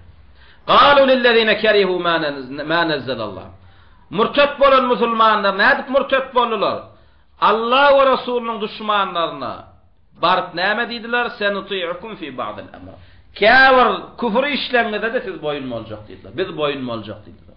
Olam şu wagtda näme? Kafir murtet bolanlar näme gördüler, bakdylar, raýatlarynyň içinde hakyky Allah Taala'nın dinini dikeltmeklik üçin bir jemaat döredi. Düşündiňmi? Bir de komünizm gerekdäl, bir de demokratiýa gerekdäl, bir de näme mezgitin çykarýan kodeks gerekdäl, bir de Allah Taala'nın Kur'any gerek diýdiler. Düşündiňmi? Bizim kodeksimiz Kur'an, ondan başga bir de kodeks gerekdäl. Kur'an, sünnet, İslam. Şundan başga näme hökümüň saýasynda bir ýaşajak geldiler. Düşündiňmi? Indi bulan garşysyna da özlerini İslam'a ýönken prezidentler çykyp bilmedi. Näme etdiler, gidip Amerika bilen şertnama baglaşdylar. Orsiýet bilen Ýewropa bilen şertnama baglaşdylar. Şulan garşysyna näme şert etseňiz biz razy diýdiler. Şulary gyrmaklyk üçin näme siz talap etseňiz biz size boyun boljak diýdiler. Şeýdi we näme etdiler? Musulman kafir uruşuny özlerini İslam'a ýönkep musulmanlary gyrmak üçin kafirin toparyna goşuldylar. Şeýdi we murtet boldular. Şundan. Soňra hiç haçan musulman kafirler hiç bir küfür zadyna näme boyun boljak diýmeler. Boyun bolmany hakam ýok. Birden boyun bolaýsaňam sen murtet bol. Yani Allah Taala'nın şaýatlygy bilen. فكيف بمن يقول لهم كحال طواغيت العصر الذين قالوا لليهود والنصارى سنطيعكم في كل الأمر. Olam ayette diye kafirlan kafir küfrüne boyun boljak diýmeklige murtet boldular diýen bolsa Allah Taala inne şuwatqy tağutlar, yani şuwatqy musulman halklaryna sütemmaryny, jebir jepatyny görkezýän kafir prezidentler, ýewrey hristiýanlara barıp bar diýen zatlaryna da boyun boljak diýerler. Onu olar nähilek bolýar. Kafir diýen zatyna da boyun boljak diýenne kafir bolýan bolanda barıp bar diýen wadyňa boyun boljak diýen prezident kim bolýar? Bular bu wagt näme Amerika, Ýewropa çokunýarlar. Bu wagt musulmandan, bu wagt musulman paçalan Hudaý kim? Amerika, Izrail, Ors, Ýewropa. Şolar näme diýse çokunýarlar şolara. Şolara ibadet etýärler. Bir iki meselesine del bar zatlaryna boyun bolýar. Şoň üçin şu wagt musulman ýurtlarynyň prezidentleriniň kafirligini, murtetligini, munafıkdygyny, hakyky Allah we Rasulüniň we mümin musulmanlarynyň birinji hatardaky düşmanlyklaryna hiç bir akly bar we damaryna, näme imany ary namysy bar musulman hiç şeklenmeler, şübhelenmeler. Şu wagt musulmanyň hal ýagdaýlaryny görüp, şu musulmanyň prezidentleriniň kafirliklaryny, murtetliklerini şübhelenýän musulmanam gitsinne, näme täzeden iman meselesine kosun, küfür meselesine kosun. Şununmi? Nädenne bir musulman dinden çykýar, murtet bolýar, o babatlaryna kosun. Ondan soň näme gurulsun. فكيف بالذين كرهوا ما نزل الله تعالى بذاتهم. فكيف بالذين يدخلون في طاعة طواغيت الحكم وموالاتهم كحال المتزلفين الذين هان عليهم دينهم ويقولون لهم سنطيعكم في كل الأمر وفي كل ما يصدر عنكم من تعليمات وأوامر وقوانين تضاهي شرع الله تعالى. فكيف بالذين كرهوا ما نزل الله تعالى ذاته. Ayette bir meselede kafire boyun bolmaklıkta näme adam murtet bolýan bolsa, onna diye tağutlara näme doli boyun bolýanlar. Doli olan näme agdyndan bar çykýan hökümdir, kanunlar, kodeksleri kabul etip näme olan bar zatlara boyun bolýandan hali nähilek bolar diýär. Aşany da jogabyna aýtýar. La şekka annahum awla bil kufri wal irtidat. Geçek şu ýok. Olar näme kafir bolmaklyga, murtet bolmaklyga has näme haqqylly. Ýa-da Allah Taala näme diýär? Mimmen qala lil lezina karihu ma nazalallahu sanuti'ukum fi ba'd al-amr wa laysa kulli. Yani Allah Taala ýanky ayatda Muhammed surasının 25-26 ayetlerinde kafirlan kafir zadyna boyun boljak diýenlere murtet boldy diýip durqa, kafirlan bar zadyna boyun boljak diýeniň onu kafirligine, murtetdigine şek şübhe ýok. Inne ýanky näme la ilaha illallah'ni söýmeklük şerti tamamlady da inni şoňa degişli kafir zatlar agdak geçek bolýar. Onu bir gıytga çağırlar. Bu agrak geçecek bolýan zady näme? Alamatul mahabbatus sadiqa. Senin şynnan Allah we Rasulüni we dinini, imanını, mu'min musulman doganlaryny söýýänligiň alamatlary diýip düşündiňmi? Bil näme amalyňa teretýär, diline teretmeýär. Indi sen şynnaqay Allah we Rasulüni söýýänligiňi nädip bilip bilýär? Birinjisi husulul mutaba'ati lin-nabi sallallahu aleyhi ve sellem. Senin doli başardygyna göre peýgambere eýerjek bolýandygyň diýär. Birinji alamaty şu. Namaz okuyan şu peýgamberiň okuşaly okujak bolýar. Agdyr ekleýän peýgamberiň bekleşýälik beklejek bolýar. Egneşigin geýýän şu peýgamberiň geýinşälik geýjek bolýar. Gowşy golamyň bilen peýgamberiň näme gatnaşak bolýar. Yani bir musulmany gördük, jan etýär sünnet bilen ýaşap, sünnet bilen ölmekligi. Ana şunuň hakikattan Allah ve Rasulüni ve näme kanagat bilen, razylyk bilen giren İslam dinini çyndan söýýändiginiň birinji alamaty şu. Görýän? Näme birinji alamaty? Peýgambere näme eýerjek bolýar. Şonu göreli tutjak bolýar. Peýgamberiň sünneti bilen ýaşap, peýgamberiň sünneti bilen öljek bolýar. Peýgamberiň sünnetlerini direltjek bolýar, bidgatlary garşy çykýar. Sünni musulmanlar söýýär, bidgatçylar diýrenýär. Ene şunun birinji alamaty şu. Sebäp diýsem, ulamalar näme şu alamatlaryny agdadylar. Sebäp diýsem näme? Munafyk bar. Dille söýýänip, amalyndan näme? Peýgamberin ýigrenjini çykarýar. Ya kafir adam dille söýýär, amal edenap. Şoň üçin näme?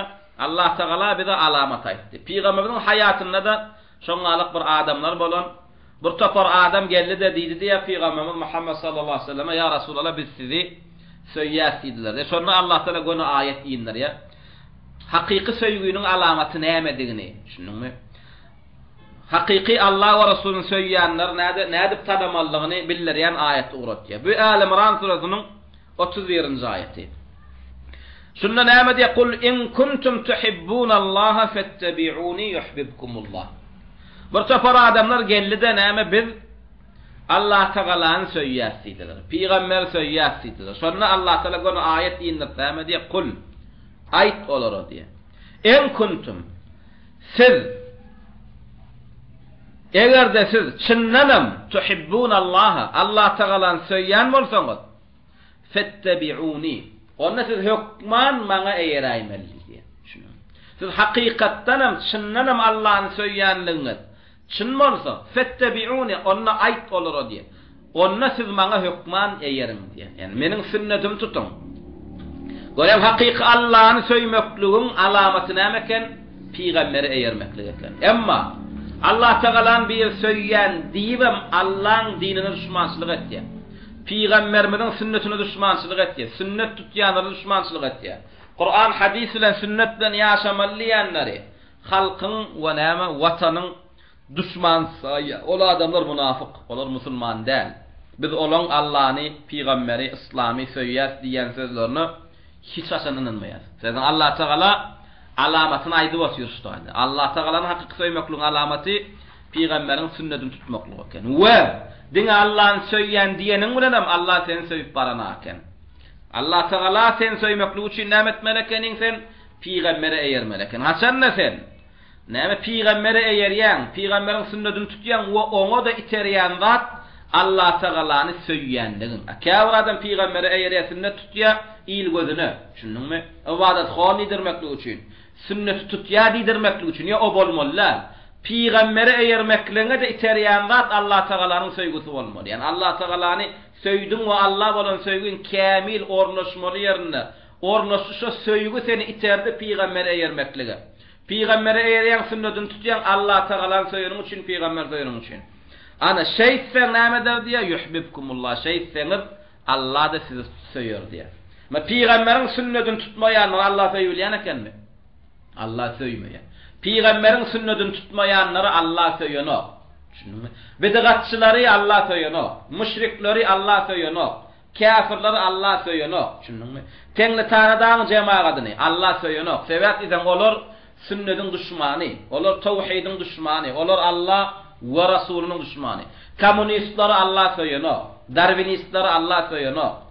Masonları Svesk sistemasında yaşamakla isteyenleri, demokrasiyan tertip düzgününde yaşamakla isteyenler, kapitalistleri Allah söylüyor. Sebep isen olur Allah Peygamberin sünnetini tutmaklığı anırda dursun, Allah Teala'nın dinini tutanaklar. Onu sen näme Allah'ın söyleyen diyenin bilen senin söylediğin kabul edilip baranaken ve Allah'ın söyleyenin bilen Allah seni söyleyip baranaken ona näme etmeleken sen Allah'ını söyleyenlerin için olsa Peygamberin sünnetini tutmalıyken ve Allah da özün söydirecek olsa näme etmeleken Peygamberin sünnetini tutmalıyken. قال ابن كثير في التفسير دي. ابن كثير رحمه الله شو آية تفسيرنا نام دي هذه الآية حاكمة شو الآية نام مثلا شذية دي شنو كم مثلا شذية على كل من ادعى محبة الله شنو kim men Allah'ın söyleyen dava ettiyen moza diye şu meselesini şu ayet çözüyor diye. Şundan söylüyor mi ya yalandan söylüyor. Şunu mu? Ve leysa huve ala tariqatil Muhammediyeti. Kim Allah'ın söyleyen diyem şu Muhammed sallallahu aleyhi ve sellem'in yolunu yörenek mi? Fe innehu kâzibun. Şu adam yalancı, kezzap. Men Allah'ın söyleyen diyen gurrumunna diye. Öyle. Sebep diysen nama Allah Teala aydı atıyor. Kul in kuntum tuhibbunallaha fettabi'un. Ayet olur. Eğer siz çınlanam Allah'ın söyleyen mi olsanız onu benim sünnetimi tutun diye. İbn Teymiyye rahimahullah nama diye Mecmu'l Fetâvâ kıtağının 8. tom 360. sayfasında. فَكُلُّ مَنِ ادَّعَى أَنَّهُ يُحِبُّ اللّٰهَ وَلَمْ يَتَّبِعُ الرَّسُولَ صلى الله عليه وسلم فقد كذب وليس محبته لله وحده بل إن كان يحبه فهي محبة شرك فإنما يتبع ما يهواه كدعوى اليهود والنصارى محبة الله فإنهم لو أخلصوا له المحبة لم يحبوا إلا ما أحب فكانوا يتبعون الرسول فلما أحبوا ما أبغض الله مع دعواهم حبه كانت محبتهم من جنس محبة المشركين. ابن تيمية رحمه الله نامدي kim men Allah'ın söyleyen deyip dava edilen Peygamberimiz Muhammed sallallahu aleyhi ve selleme eğermese fakat kede diye şu yalan söyledi diye. Ve onun söygüsü meyyem Allah Teala söygü sayılmaya diye. Sebep diysem Yevrey Hristiyanım Allah'ın söyleyes diyem Allah'ın yigrenen halamadık amallarına eğerdiler diye. O Yevrey Hristiyan hakikatten Allah'ın söyleyen olanlarını olur Peygamber'e eğerdiler diye. Ama olur Allah'ın söyleyesi ve Peygamber'e iman etmediler mi? Onun olan söylüsü müşrikler Allah Teala'nın söylüşleri yalak boluyor. Müşrikler Allah'ın hay heveslerine göre söylediler. Yevrey Hristiyanım Allah Teala'nın hay heveslerine göre söylediler. Yani senem ödün İslam'a yonkap. Allah Teala'nın söyleyeni ve Peygamber'e eğermesen senin söylüğün ibadet söylüğü derler, senin söylüğün şirk söylüğü oluyor. Eyem hay hevesini neme eğerdiğin oluyor. إن ابن تيمية ابن القيم نامد يا رحمه الله مدارج السالكين برنج تومن وتوغن نقل مستقيفهن وإذا كانت المحبة له هي حقيقة عبوديته وسرها فهي إنما تتحقق باتباع أمره واجتناب نهيه فعند اتباع الأمر واجتناب النهي تتبين حقيقة العبودية والمحبة ولهذا جعل اتباع رسوله علما عليها وشاهدا لمن ادعى هذه. ابن القيم رحمه الله نامد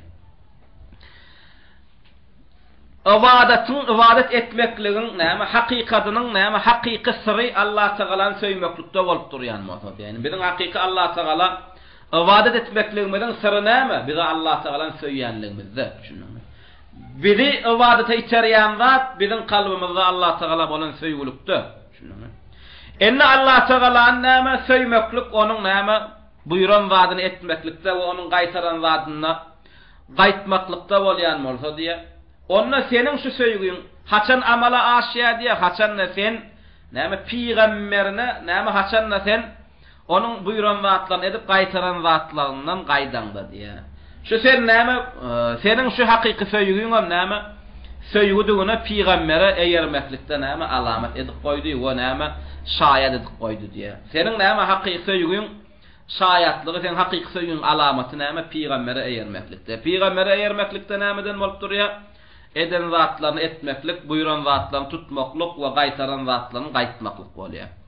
Soňra bir ýanky aýaty getiripdir. Kul in kuntum tuhibbunallaha fattabi'uni yuhibbukumullah. Aýt olar siz hakykatdan hem Allah Taala'n söýýän bolsaňyz onda maňa eýeriňde eger siz şeýleseňiz Allah da sizi söýýär diýe. İnne feja'ala ittiba'a rasulahu mashrutan bi mahabbatihim lillah. Wa peýgamberimize ittiba eýermekligi näme dip goýdy? Şert edip goýdy Allah Taala'n söýmekligi. Yani Allah Taala'n söýýän bolsaň, näme şu söýgüň bir şerti tapylmaly, alamaty bolmaly, olam senin peýgambere eýerýändiň. Haçan sen Allah'ın söýýändiň we peýgamberine eýermeseň, senin o söýgüň söýgü däl. İkinji alamaty inni. İsarullahi ve rasulihi fi hali husulil ihtiyar diye. Haçan sayladylanna näme Allah bilen we rasulny saylap başarmaklygy diye. Sana diýerler ya diniňi tutýan ya da wezifäňden aýrylýan. Ya namaz ya wezifäň diýilýär. Şunuňmy?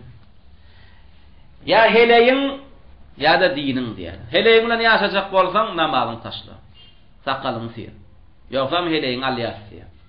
Ya namazyny goýan ya da näme kursiňden gaçýan. Ya tawhidin taşlayan ya da aýlygyny kesýär.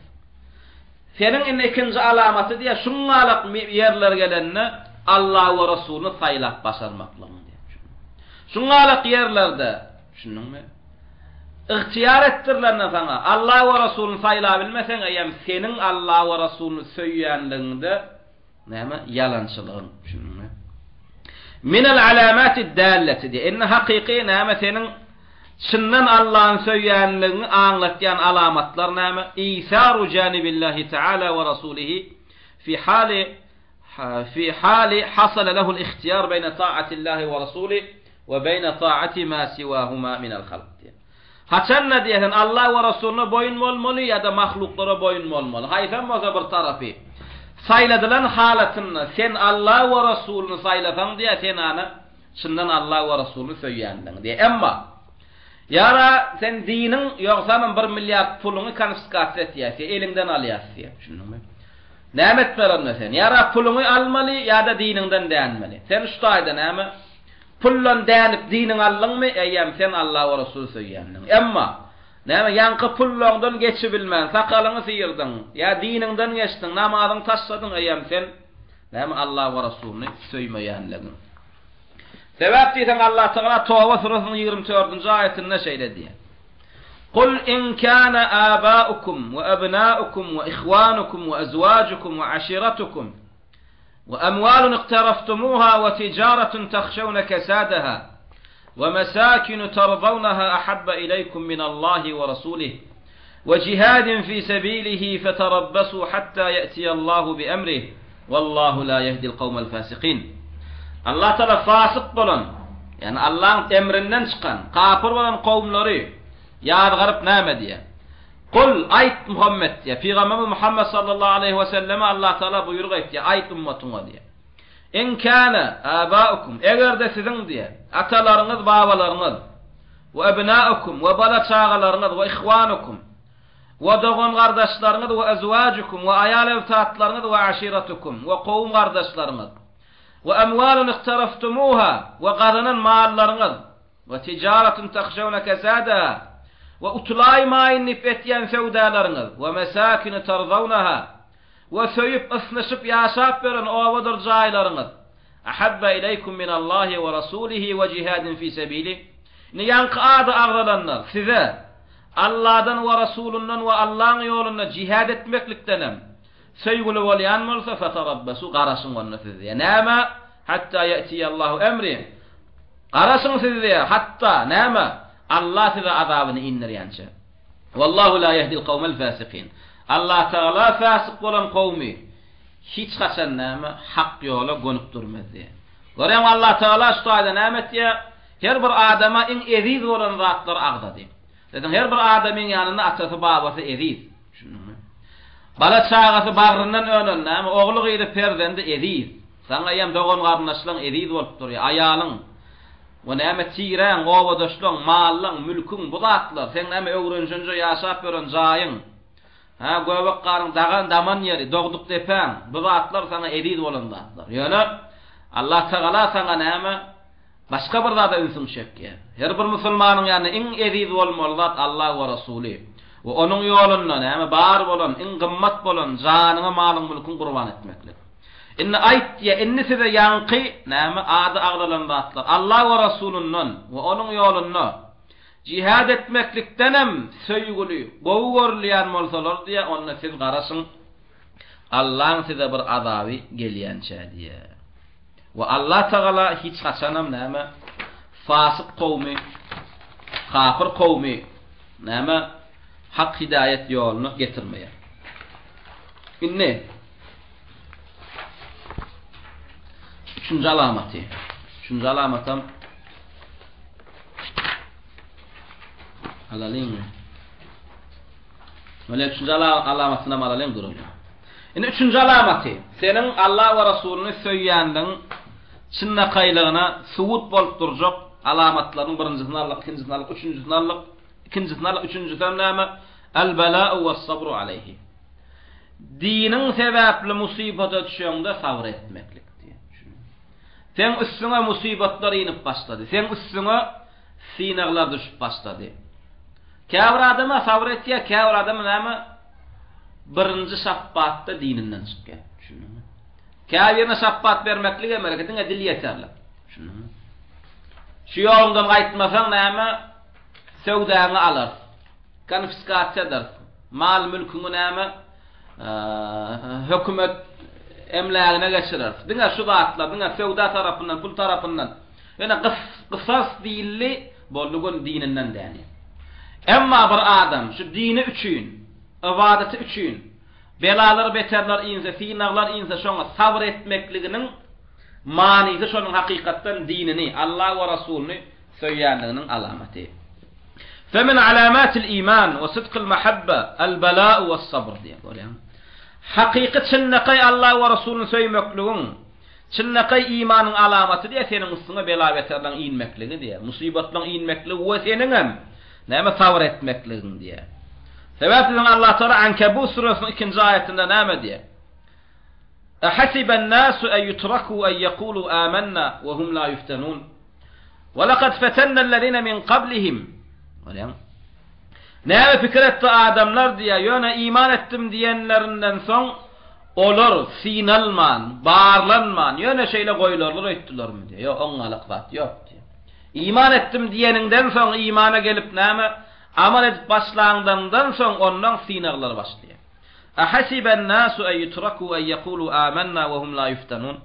Näme iman ettik diyenlerinden son olur, hiç sinarlar, musibetler inmezler ettiler mi diye.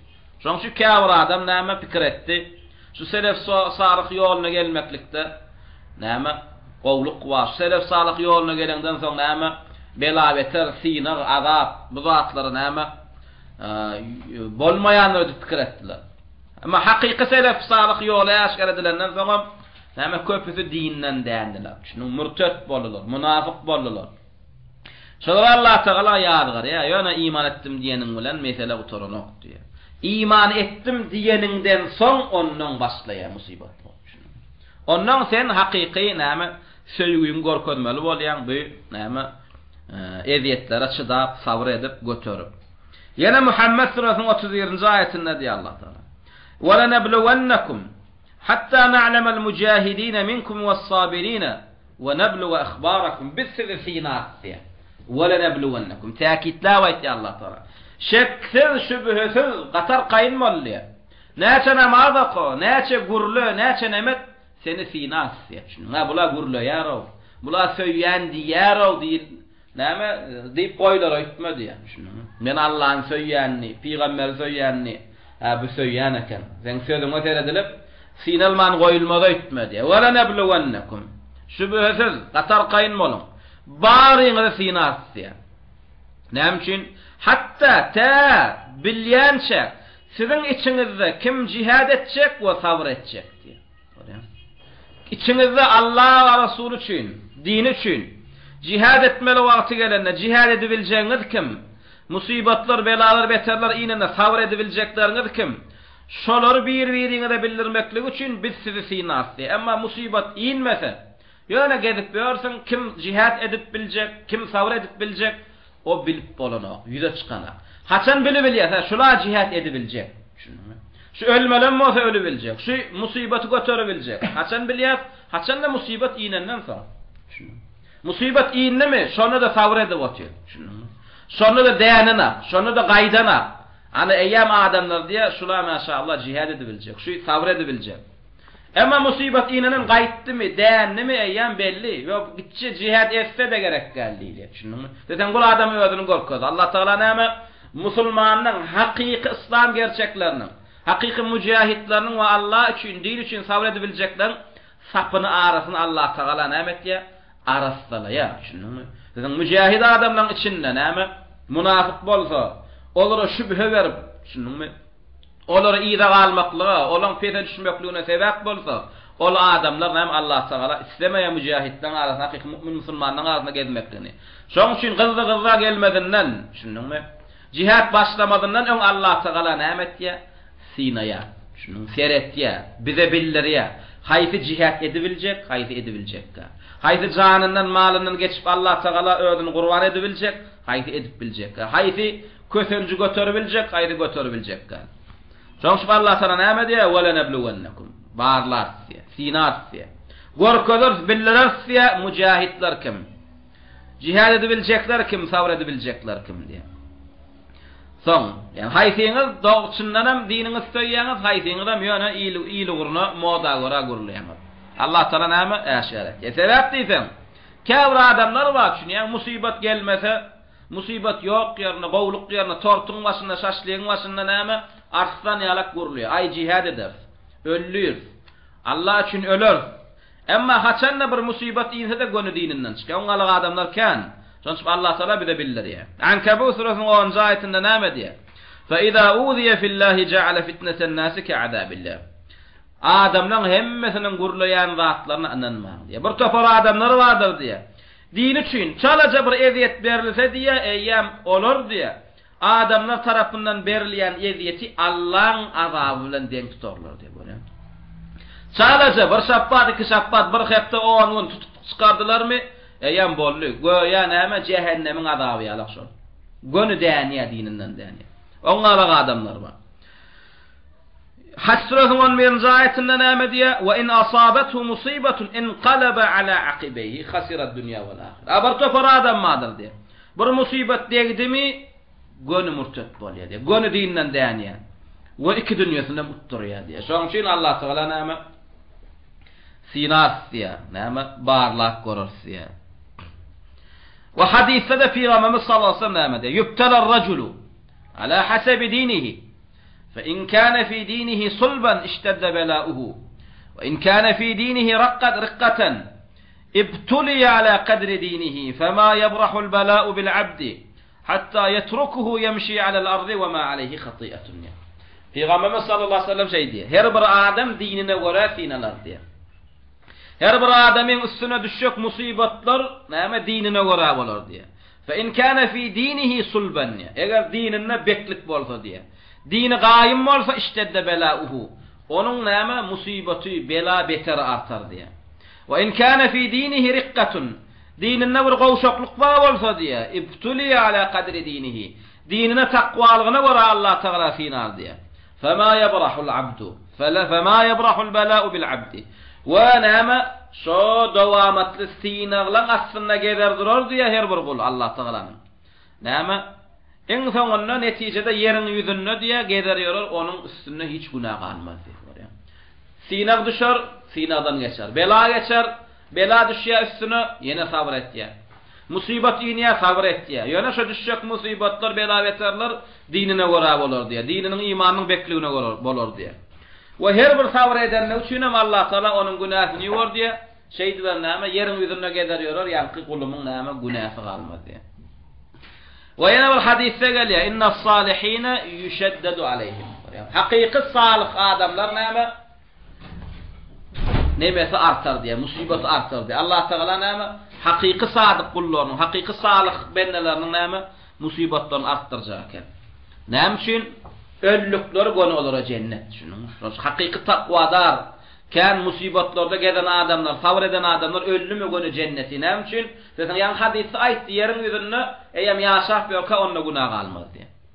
Ve yine hadiste geliyor. Kema yudha'afu lena'l ecru kezalika yudha'afu aleyna'l bela. Peygamberimiz sallallahu aleyhi ve sellem diye.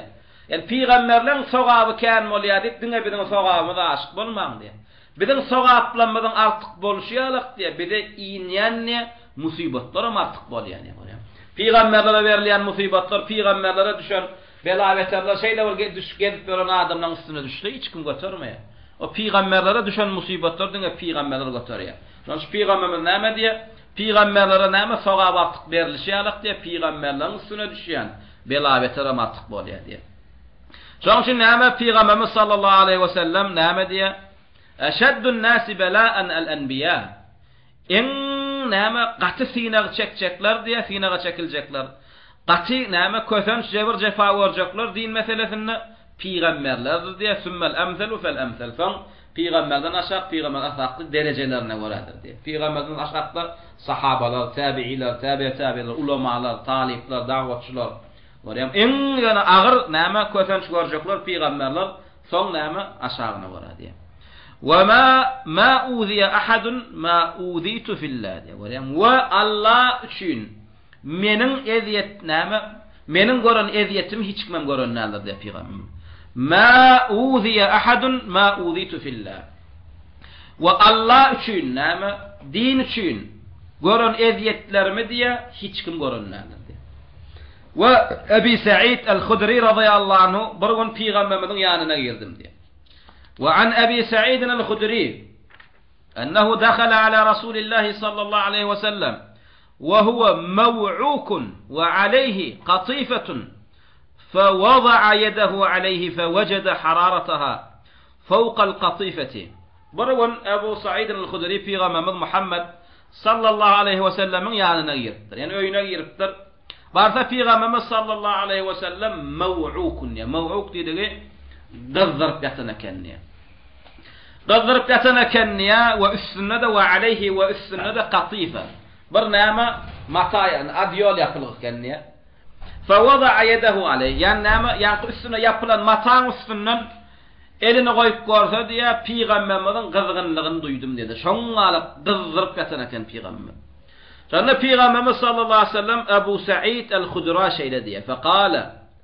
فقال أبو سعيد أبو سعيد الخدري في غمام ذي ما أشد حماك يا رسول الله يا رسول الله قد تغذر يامنا قد تكثر بيتيرزم نعم بقول دينا في غمام صلى الله عليه وسلم جغابة نعم دي إن كذلك يشتد علينا البلاء يشتد علينا البلاء ويضاعف لنا الأجر دي برشان على في غمام الغطلغنا كثرشتر كان إينيا وإدل شغالم بدن صغاتلمدم artık bolýar diye. فقال يا رسول الله أي الناس أشد بلاء şonda näme Ebi Sa'id el-Hudri näme diye ya Rasulullah insanların içinde en artık kösönjekler sineljaklar kimlerdir dip soranna qala el-enbiya thumma as-salihun peygamberler soňra näme salih adamlar diye. وجاء رجل إلى النبي صلى الله عليه وسلم فقال وين bir adam geldi de peygamberimize diýdi diye. Wallahi ya Resulallah inni uhibbuka. Yani bir adam peygamberimiz Muhammed sallallahu aleyhi ve sellemin yanına geliyor. Gelip näme diye ya Resulallah ey Allah'ın Resulü inni uhibbuka men seni beter söyleyen ditti.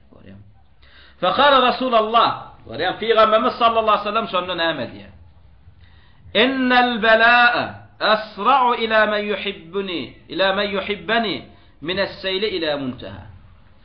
Meni söyleyenlere diye näme bela beter silin bu başından aňyr başyna yetişýärlik çalyp ýetýänler diýdi.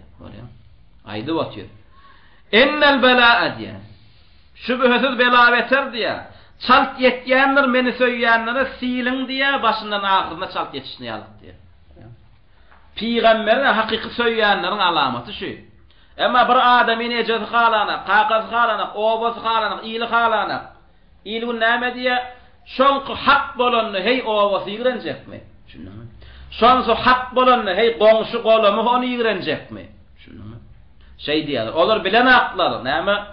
Hakikati näme köpçülüklerin adamlaryň ýigrenýänligini we olar bilenak näme Peygamberimiz Muhammed sallallahu aleyhi we sellemi hayatyny köp adamlaryň ýigrenenligini. Peygamberimiz ýalyk mehriban, ýumşak, akylly, parasatly, takwadar, gözel ahlakly, jomat, gaýratly owadan adam bolmadyk. Şonda da Peygamberimizi hayatyny köp adam ýigrenenmi söýen? Köp adam ýigrenen, düşündiňmi? Köp adam ýigrenen. Emma bular pikir etýär, Peygamberimiz hayatyny hemme kişi Peygambere söýenler aýtýar. Peygamber hemme kişi söýen bolanlar. Hey Peygamberiň ýüzi çapyljakmy? Hey Peygamberiň diýişi döwüljekmi? Hey Peygamberiň golu kesilip bir aýlap elini alman geljekmi? Hey Peygamber zamanasyny hemme kişi söýlenni dogduk depesinden Mekke'den Allah we Rasuluna iň söýgüli bolan şäherden gowuljakmy? Söylenen şu zatlar gorkodyljakmy Peygambermide? Eýem şu zatlar gorkodylly manysy näme? Hayatyny Peygamber köp kişi ýigrenen. Näme üçin? Peygamberiň bolanlygy üçin, hak aýdanlygy üçin. Ýüzlerine ýalňyşlygyny aýdanlygy üçin. Olara nesihat edenligi üçin, olara cennet islerini üçin. Köpçülüklerin adamlar şu adam şoňalyk. Hak aýtsaň, ýalňyşyny ýüzüne aýtsaň, olara cennet isleseň, olaň näme peýdasyny isteseň, olar seni ýigrenýärler. Şoňçy bianka adama näme duýdurýar goni. Meni söýeniň bilen mesele oturýanlar aýtmagyny. Meni söýmekliň aňyrsynda musibatlar bardyr. Sinaglar ýatanlar diye, göçerjek bolguny. Sabr etgini öňünden görýärmi taýynlaýa. Meni söýenlere bela beter diye silin bu çetinden aňyr çetine yetişinden hem çalt ýetýänler diye. Şugun senden akylly, senden dogumul, senden gowy, senden ýumşak, senden ahlakly adam ýok. Owaň o çetinne adyň agdalsa, gönü davaran bu çetine ýetýär. Düşündiňmi? Islama girmediňden öň ýöne. Düşündiňmi? Emma namaz okap başlapdyr diýilse, eýem näme ýanky söýleýän adama eýem näme töhmet atyp başly. Ay ol Wehhabi bolupdyr. Ol ganhor bolupdyr. Ol falan bolupdyr. Ýa-ni şugunun öň ýanyna öwlüp oturan. Düşündiňmi? Falan ay ondan akylly bolan ýok. Onun edepli bolan ýok. Ondan dogumly bolan ýok. Onun ahlakly bolan ýok. Näme bir sagadyň içinde ondan aňarda nejis bolan ýok diýmekliklerini. Sen hakka gelin. Peygamberi eýerdiň düşündiň. Şu hayatda görüp ýör. Hemmemiz ejemiz söýýärdi, qaqamyz söýýärdi, dogry dämi? Owamyz söýýärdi, dostlarymyz söýýärdi, hökümet söýýärdi. Näme sebäpden inne ýanky adamlar bizi ýigrenni? Peygamberi eýerenmizden. Bir günüň içinde göni, bir momentyň içinde, düşündiňmi? Görüp ýörseň namaza täretde duranyny bilenak, gujoklaşýa, gördi wagty näme? Çilimini goýupsyň, aragyny goýupsyň, şirkini goýupsyň, alajagyny butun goýupsyň, namaza başlapsyň, ertesi seni görenni salam berenak ýanky adam. Näme üçin? Peygambere eýeren üçin. Peygambere eýermeklikde şuňalyk zatlar gelýärmi howa? Niýeden bildiň? Peygamberiň öýünden bildik. Naýdy botyr. Peygamberimiz sallallahu aleyhi ve sellem öýüde botyr. Innel belâ'a asra'u ila men yuhibbani min es-seyli ila muntaha. Bela beter şeyle bir çalt yetecektir diye meni söýýänlere silin bu çetinden o başına çalt yetişýärler diye. Onlar hem çalt yeter diye. Son وبعد هذه علامات ودلالات المحبة الصادقة لله تعالى ولرسوله الاتباع والإيثار والبلاء فمن عدمها عدم صدق المحبة وصدق التوحيد والعبودية لله وحده إنما ينقى أغران ذاتلمız نعم senin hakiki Allah ve Resulünün söýýänligiň çynlygına näme boljak alamatlar diye. Olam ittiba, gıysgaça aýtdy. Birinci alamatı peygambere eğermek. İkinci alamatı el-isar. Sayladılan wagtynda Allah we Rasulun saylabilmeklik. Üçüncüsü el-bela. Dinin üçin bela beter musibatlar inenne sabr edip başarmaklyk diye. Kimde şu zatlar bolmasa, eýem şondan näme çynda gaýsöýgi tawhid Allah Taala ibadet etmeklik diýilýän zat ýok diýip kabul etmeli. Ve in za'ama bi lisanihi khilaf zalik. Dilinne söýýän nifede. Dilinne ödünü mu'min saýtada. Amalyna ýanky ittiba isar bela ýokmy? Peýgamberiň sünnetine göre ýaşap bilen akmy? Sayladylan ýerinde Allah we Rasulunu saýlap bilen akmy? Musibat gelende sabr edip başaran akmy? Şol adamda iman ýok. Şol adamda tawhid ýok. Dille näme diýse diýbersin. Düşündiňmi? O kim bolýar? Ve ennehu minel munafiqinel kafirin. Ol adam munafik bolýar. Dille diýä, amalla da näme hiç zat ýok. Ýanky agdaran hadisden näme barsam sahih hadisler. Şunluk bilen näme şu kitabymyň 7-nji şertini tamamlaýar. Nek sapaklamada inşallah Taala Allah Taala gelecek günler çykmaklyk hayatda ýazan bolsa 8-nji 9-njy şertlerini alar.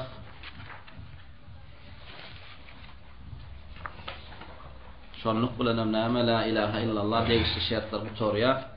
9-njy şert bu torandan soňra käwir meselelere näme? Käwir meseleler ýani mühim bolan meseleler aglap geçýär. Olaram Allah ondan qıtap torya. Wallahu Taala a'la wa a'lam.